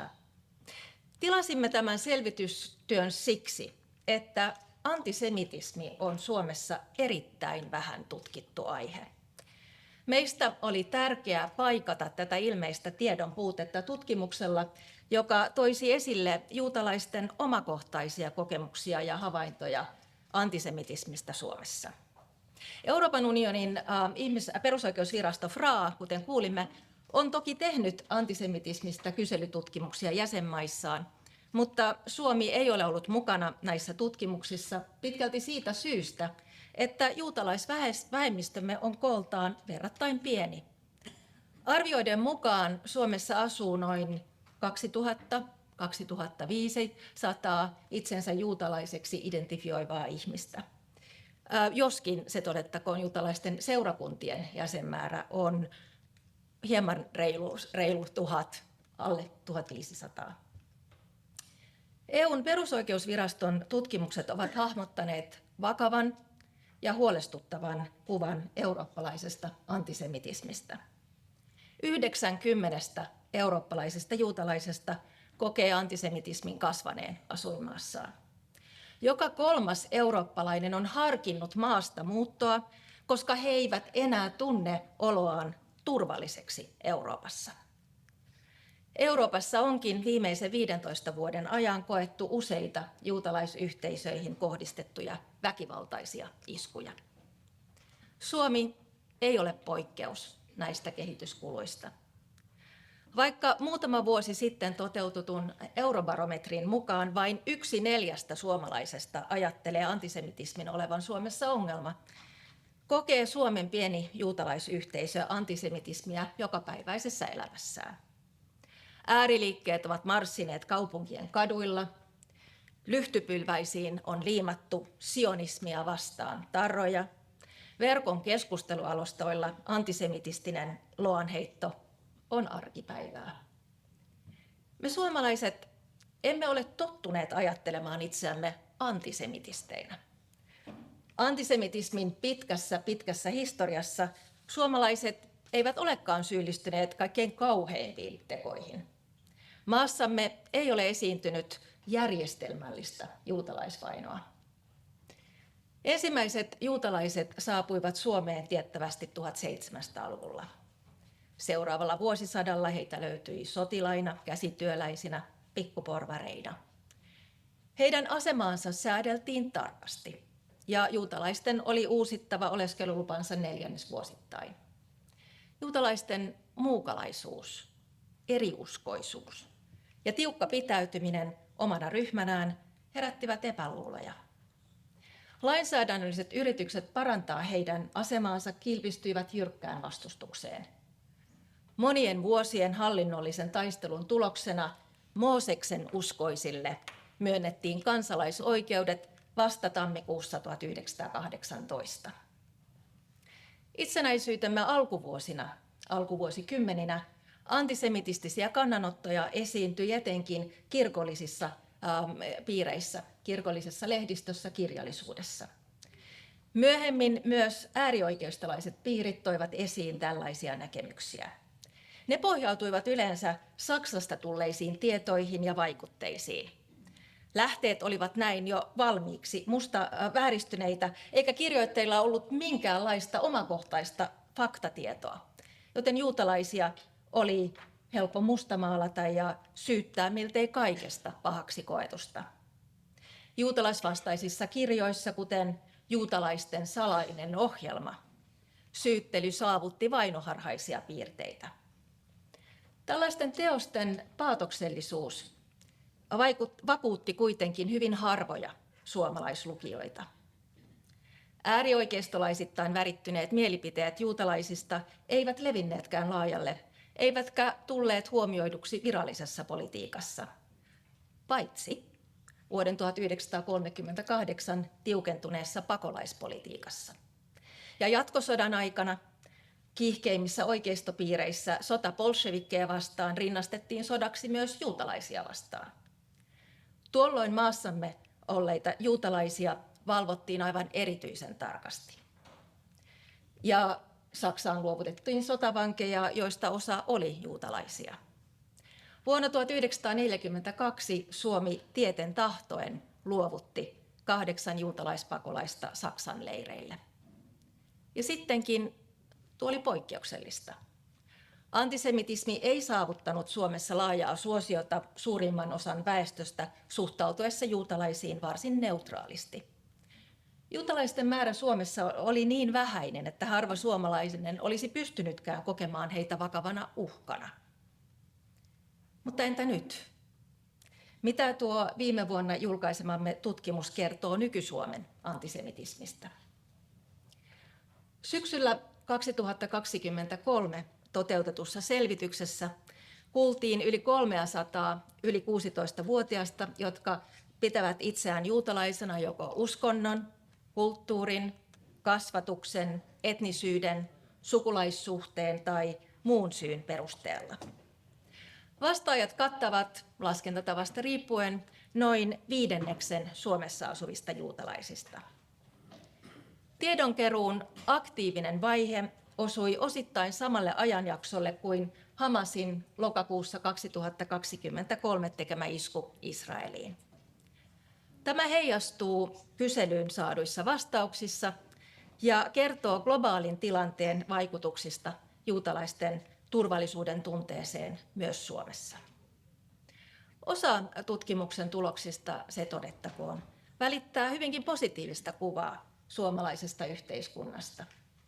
Vastaajilla oli esimerkiksi vahva luottamus paikallisviranomaisiin, Suomen oikeusjärjestelmään ja poliisiin.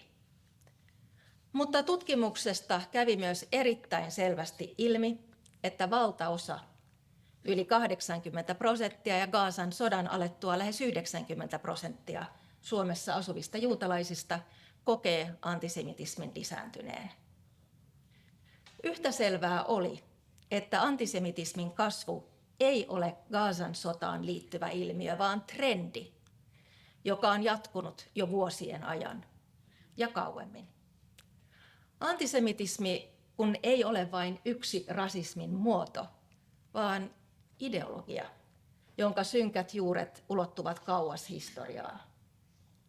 Antisemitismissa hyödynnetään salaliittoajattelua ja stereotypioita, joita kierrätetään sukupolvesta toiseen.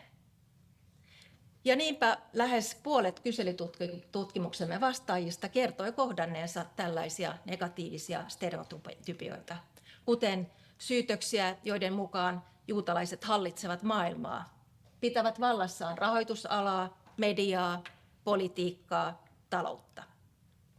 Stereotypioiden lisäksi vastaajat kertoivat antisemitismin ilmenneen esimerkiksi asenteellisuutena, syrjintänä ja juutalaisvastaisena poliittisena liikehdintänä äärioikeistolaisissa, äärivasemmistolaisissa ja islamistisissa yhteyksissä.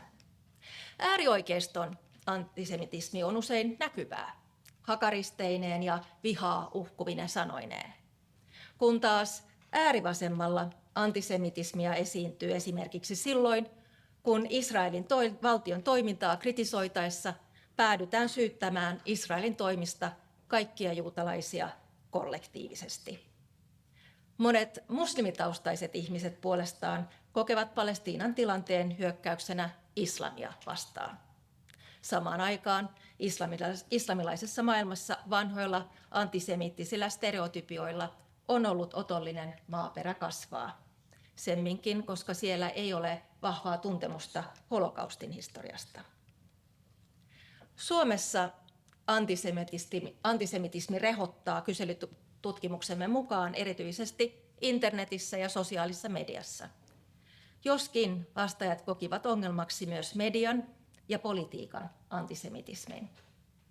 Netin ja sosiaalisen median erityinen toksisuus selittänee sen, että antisemitismin kohtaaminen on yleisintä nuorimmissa ikäryhmissä. Alle 34-vuotiaista vastaajista peräti 93% kertoi kohdanneensa antisemitismiä. Keski-ikäisillä ja sitä vanhemmilla tuo luku oli 73%, korkea luku sekin. Lisääntyneen antisemitismin myötä vastaajat kertoivat olevansa aiempaa enemmän huolissaan omasta ja läheistensä turvallisuudesta. Pelko vaikuttaa nyt Suomen juutalaisten elämään käytännössä. Vastaajista yli kolmannes kertoi, etteivät he enää käytä tai pidä esillä esineitä, joista heidät voitaisiin tunnistaa juutalaisiksi, kuten kipapäähine, Daavidin tähti. Lähes puolet vastaajista kertoi myös välttelevänsä juutalaisissa tapahtumissa käymistä.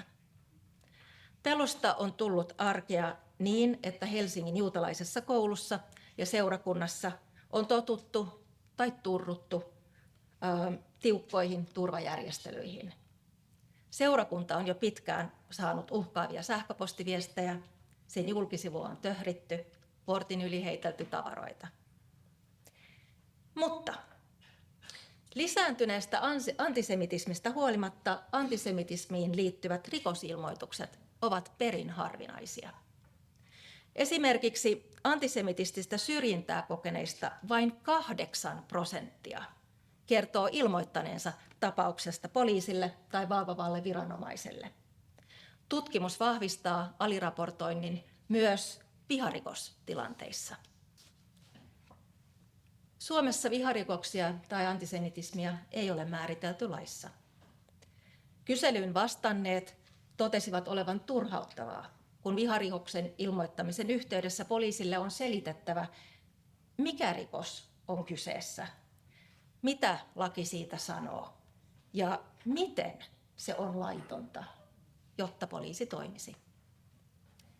Jotta antisemitismi ei jää raportoimatta, syrjinnän ja viharikosten uhrien ja juutalaisyhteisön tietoisuutta oikeussuojakeinoista tulee lisätä. On tarpeen myös kehittää poliisin, syyttäjien ja tuomareiden ymmärrystä antisemitismistä ja vähemmistöihin kohdistuvasta syrjinnästä yleensä.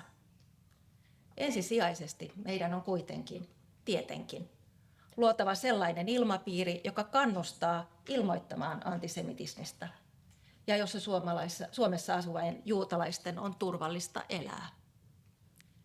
Meillä on ongelma. Meillä on ongelma, jonka emme voi luottaa ratkeavan ilman konkreettisia toimia. Maamme koetaan jo nyt yhdeksi Euroopan rasistisimmista maista, kuten EU:n perusoikeusviraston taannoinen vertailututkimus kertoo. Antisemitismistä on tullut rasismin ja rasistisen syrjinnän lailla Suomessa arkipäivää, yleistä. Tarvitsemme siis konkretiaa niin antisemitismin kuin rasisminkin kitkemiseksi. Yhdenvertaisuuteen perustuvan lainsäädännön lisäksi tarvitsemme aktiivista yhdenvertaisuuteen ohjaavaa kasvatusta ja koulutusta. Vihapuheeseen on puututtava, viharikoksista on rangaistava. Tässä yhteydessä saanen ystävällisesti muistuttaa, että vaikuttajien ja päättäjien omilla puheilla ja esimerkillä on merkitystä sille, minkälaista käyttäytymistä pidämme sopivana. Päättäjien ja vaikuttajien on kannettava vastuunsa kiristyneestä ilmapiiristä. Kiitos.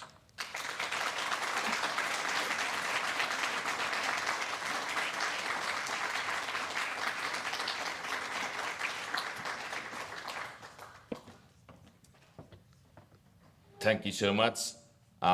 Time is running. We still have MP Ben Zyskowicz will be delivering a speech about the long shadow of antisemitism, and that will be in Finnish. Ja siksi haluan kutsua Ben Zyskowiczin kollegamme kansanedustajan tänne esittämään oma puheensa.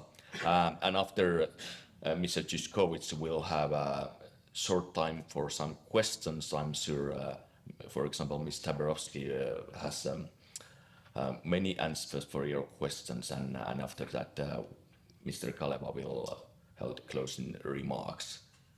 Let's try to be efficient, but Mr. Zyskowicz, you are most welcome.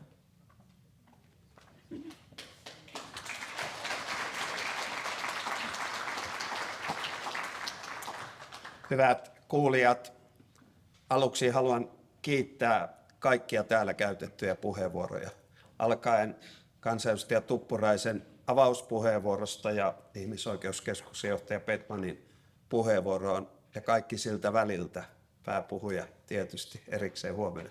Aivan erinomaisia puheenvuoroja. Kun katson kelloa, totean, että yritän olla hyvin lyhyt ja minullehan se on helppoa. He. Mutta aloitan surullisella asialla. Nimittäin kun Isabel Tabarovsky ei saanut puhua Suomessa, Åbo Akademiassa ja Helsingin yliopistossa, niin silloisen holokaustin uhrien muiston puheenjohtaja Kimmo Sasin kanssa yhdessä totesimme välittömästi sen jälkeen, että meidän on toimittava sen puolesta, että hän saa tilaisuuden esiintyä Suomessa. Olen iloinen, että tämä nyt toteutui, mutta samalla olen surullinen siitä, että Kimmo Sasi menehtyi pari kuukautta sitten eikä ole mukana tässä tilaisuudessa.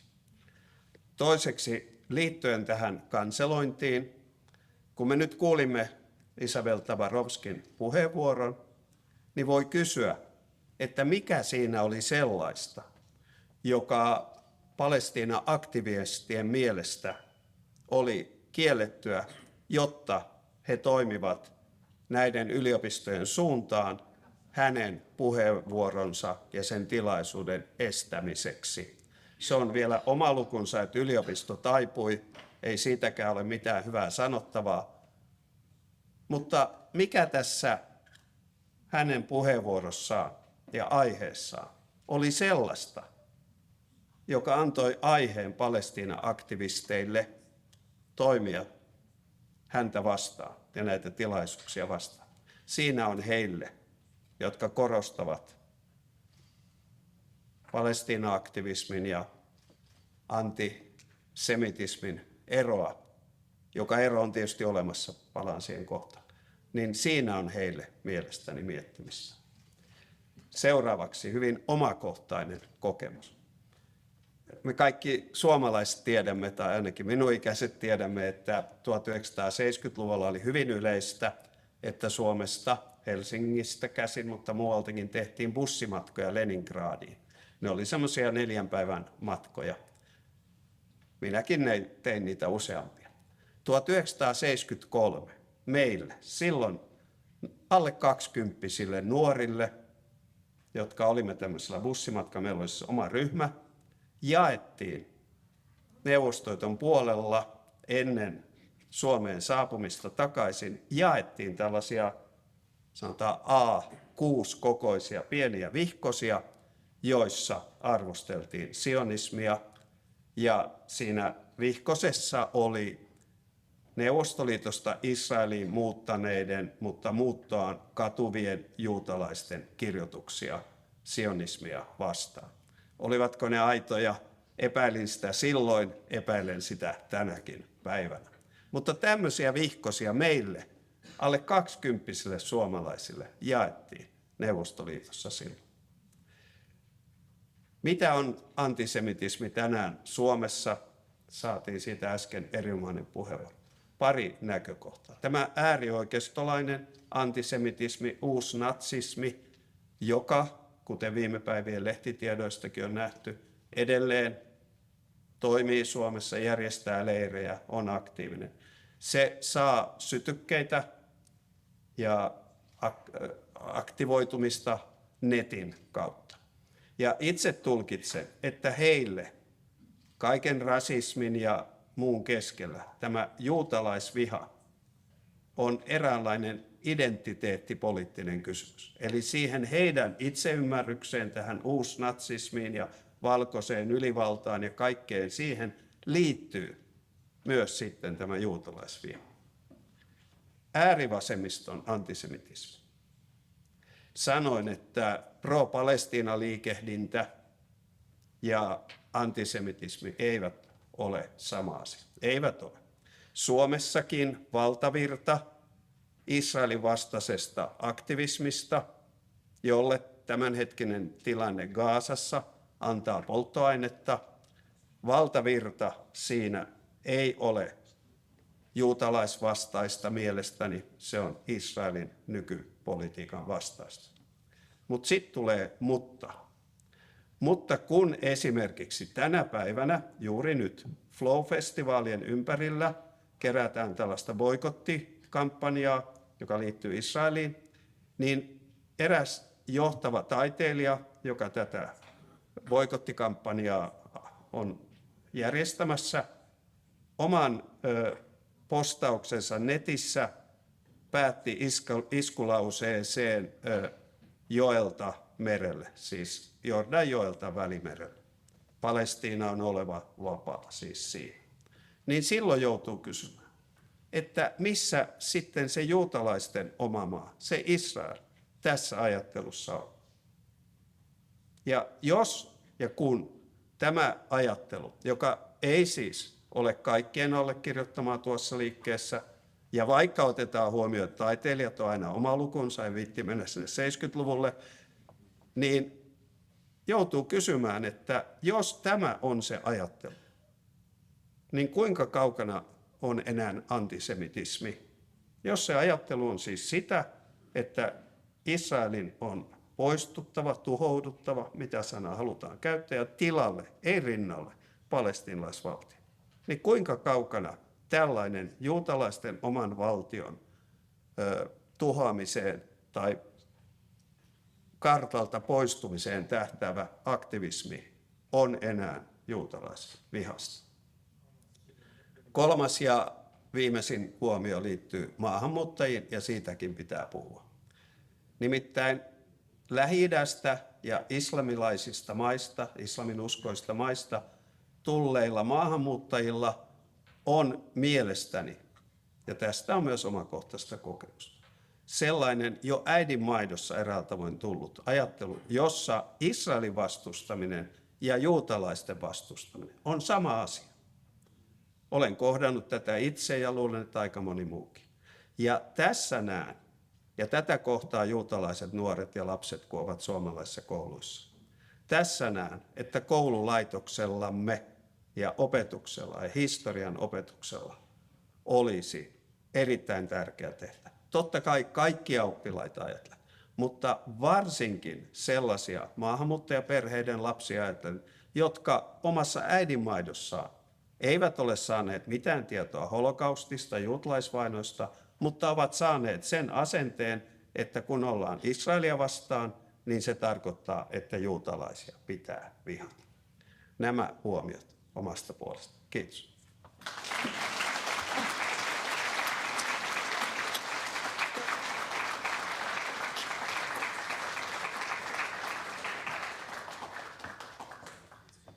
Thank you, Mr. Zyskowicz. And as he mentioned, 1970s, it also means back to the USSR, which is the theme of this event and discussion. And I would like to invite Ms. Tabarovsky back over here, so we would be able to have questions from the audience. I'm sure we'll have the time for several of those. Please.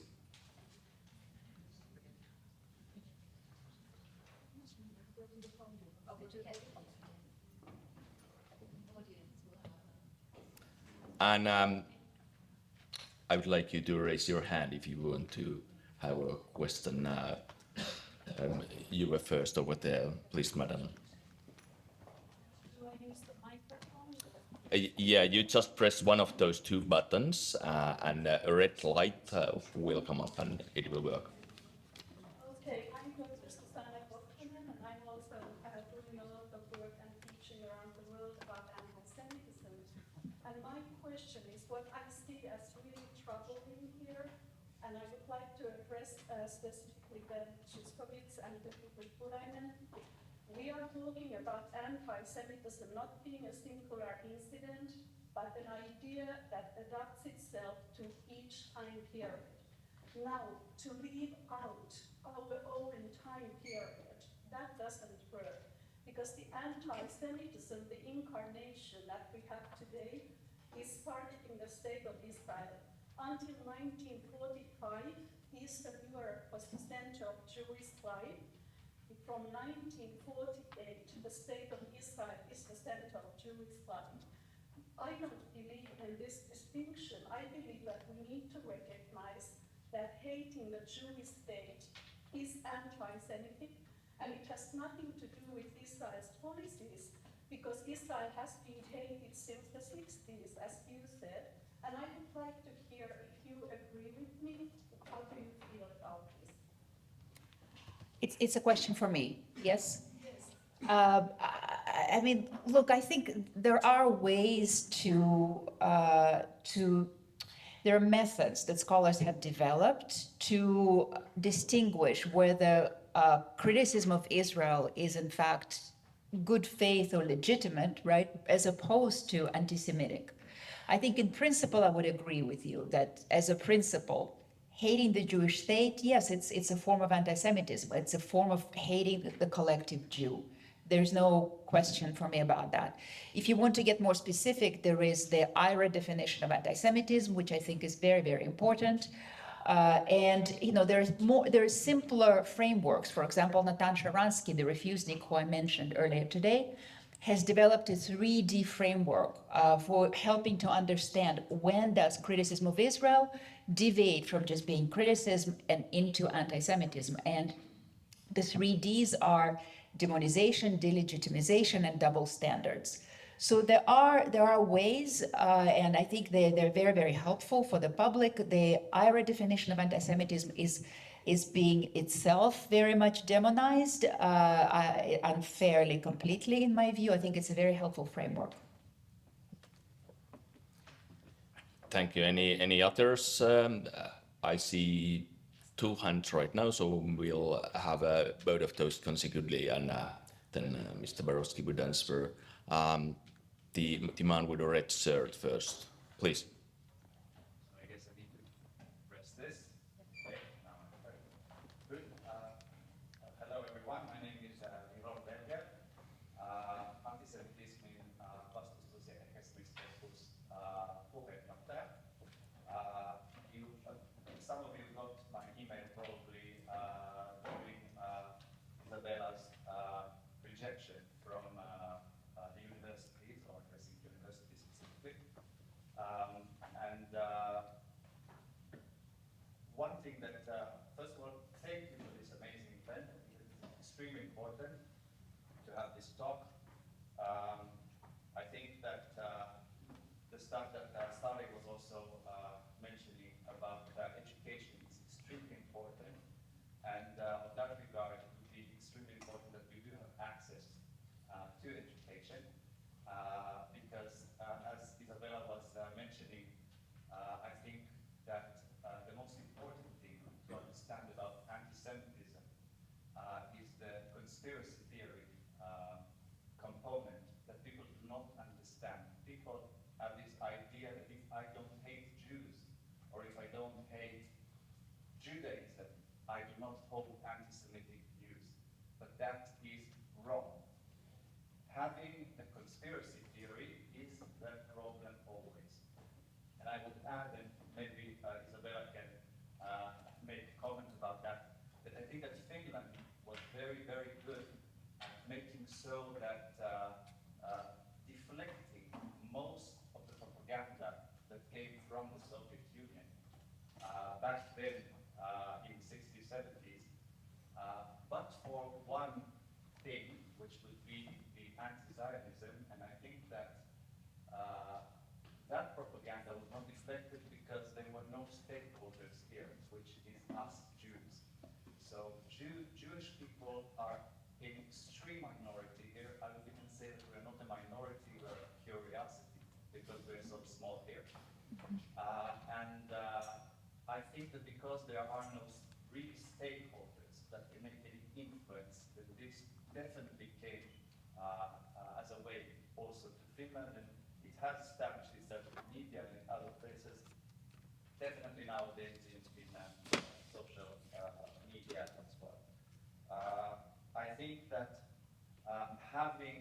so as Isabella was saying, we are the canary bird to feel that there is a huge place for conspiracy theories. And it is not only our problem as Jews to have this anti-Semitism, we just feel it first. So we attract all the onions, usually, no matter from which side of this planet. And that means that first we feel the conspiracy theory, but then it undermines democracies that we live in.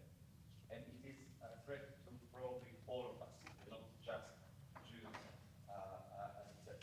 So adding to that, we have local experts, Mercedes Cimbalos and Dora Patalica, that probably should have been invited here as well to speak, or at least to introduce their knowledge about antisemitism in Finland. But what do you, Isabella, think about this ability to push away this propaganda about anti-Zionism here in Finland? Thank you for the question. We'll have there was one more. Yes, please. Okay, so thank you first of all, Isabella, for coming to Finland. We've been waiting for him since was it January, and thank you for your great speech. My name is Katriina Reponen. I'm a lecturer of economics in the University of Applied Sciences, so I don't have any status when it comes to Israel, but I'm keen to truth, and the truth about the state of Israel and the Jewish people. So that's why I've been quite loud voice here in mid-Finland. And I've been speaking against the demonization of the state of Israel and the Jewish people, which is in Finland is increasingly built on the false narrative of colonization and so-called illegal settlements. And this narrative directly contradicts the Oslo Accords, which explicitly state that Area C of the West Bank remains under the full Israeli control until the negotiated agreement is reached. No, there are strong voices even in our parliament calling for the recognition of Palestine, a population that includes highly anti-Semitic elements within Israel. It is well documented that up to 75% of Palestinians support either Hamas or the Palestinian Authority, both of which continue to provide significant financial incentives to terrorists, including those involved in the October 7 attacks. So given this context, how would recognizing Palestine at this stage promote peace or help reduce anti-Semitism, especially when such recognition risks legitimizing actors who glorify violence and reject Israel's rights to exist? Thank you. Thank you for the question, but I would like to emphasize the theme of this one was the antisemitism in USSR and not the current climate. But Mr. Tabarovsky, please. So I will answer the first question. The second one, as we said, it wasn't a topic of the seminar, and also I just like to stick in my public presentations with what my academic expertise is, as opposed to simply expressing my opinion. So regarding the first question, look, I think what's really interesting is that, I mean, first of all, anti-Semitism exists even in societies where there are no Jews. That's the most interesting thing about it. And I think it goes to the question of conspiracy theory, because if there is conspiracy theory in a society, then it's almost inevitable that anti-Semitism will become part of it. I think in conspiracy literature, conspiracy theory scholarship, there is an understanding that even conspiracy theories that are not about Jews ultimately become about Jews. So that's one part of it.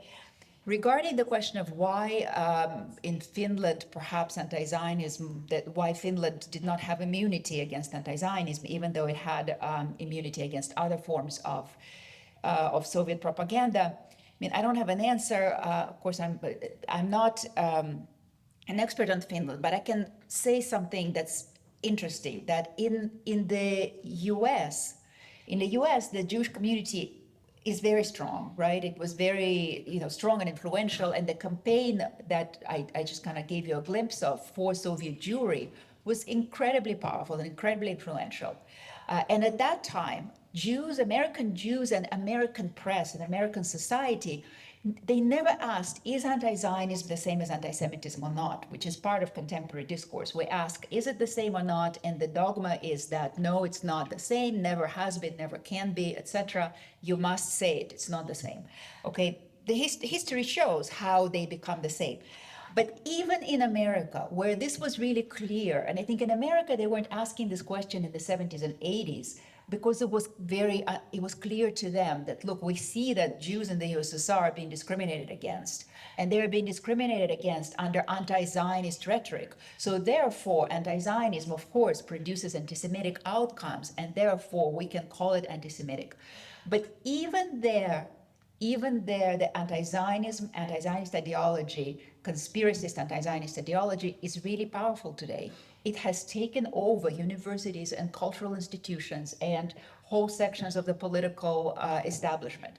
And so I'm not sure, I think that you're correct that the small size of the Jewish community here probably makes it difficult for the community to respond to what they're seeing. But the ideology has taken over even where the Jewish community is strong. So that I think that just speaks to the power of conspiracy theory. When a society's immunity is weakened, the virus of anti-Semitism simply comes out like chronic illness. And we're at this point, this is where, our democracies somehow are at a weak point. And so conspiracy theories are blossoming. And I think, once again, the fact that we're talking about anti-Semitism, and I'm so grateful that we're having this discussion. Thank you for organizing this seminar. It's an opportunity for us to think about what is going on with our democracy. What is the health of our democracy? What can we do to heal the problems?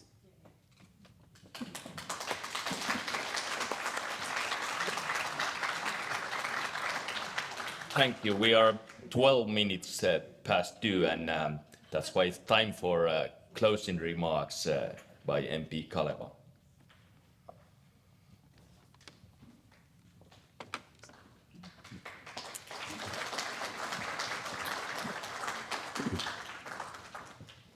Thank you so much. I will be speaking in English.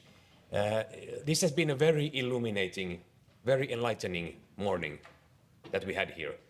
What my colleague Ben Zyskowicz was asking, why did this lecture need to be cancelled? That's a very good question to ask. Because what we heard now, like Ms. Tuppurainen, she said, anti-Semitism is the original sin of Europe. And this has been the original sin of the USSR as well. It was very illuminating to hear about this like Ms. Tabarovsky, you said that anti-Zionism, it was sort of scientific in Soviet Union. There was a scientific anti-Zionism that was instilled in the minds of young people in the festivals. And until 1973, all of the far left, they adopted this new jargon. Like you said, that was very, very interesting to hear. Joining swastika with the Star of David in the Soviet Union. Very, very enlightening.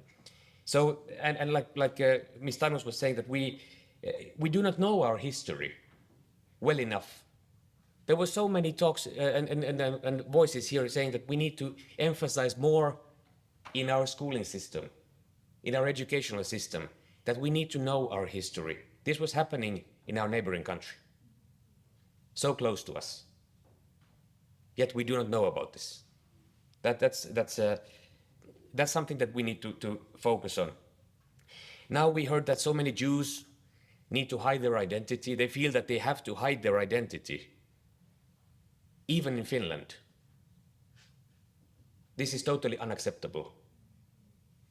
It is intolerable that Finnish people cannot display their Jewishness out in the open, that they fear.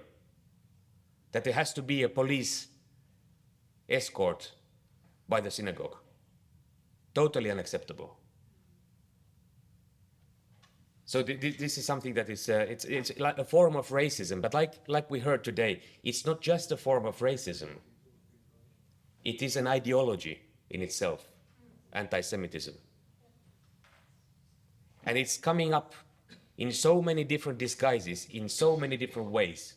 We have the far right, neo-Nazi anti-Semitism, like was said today. This is quite clear.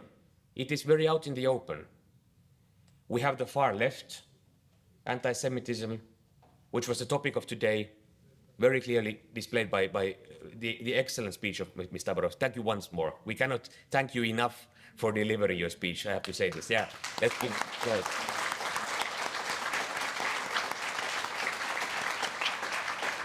We have the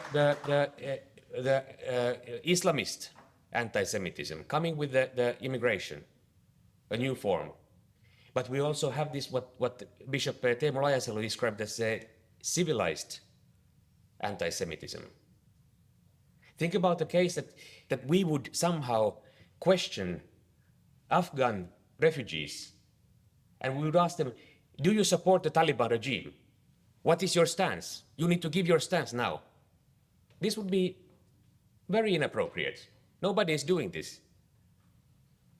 But our Jewish community is questioned by the state of Israel, by the anti-Semitists, of what the state of Israel is doing. And this is a form of anti-Semitism. This is a form of civilized anti-Semitism that is very hidden. It's not out in the open. So, and this was also Ms. Petman, that was also a very, very good remark from you at the speech. But this final and I'm not going to take any more time because we need to go to the Foreign Affairs Committee. Myself, I'm a vice chairperson of the working group against anti-Semitism, and all the three of us are actually members of the Foreign Affairs Committee as well, so we need to go. But because we need to get out of the Ottawa Convention, but that's a totally different issue. But my final, I would just like to add one more thing I started with this, and Mr. Zyskowicz, what he said. What was so horrible, Mr. Tabarovsky, in your presentation, that the pro-Palestine people needed to cancel you from the universities? Why is this so awkward for them? So that's a good question for all of us to think about. Thank you so much. Thank you everybody for attending. Thank you, Mr. Tabarovsky. Thank you everybody who spoke here. And thank you the organizers. Thank you.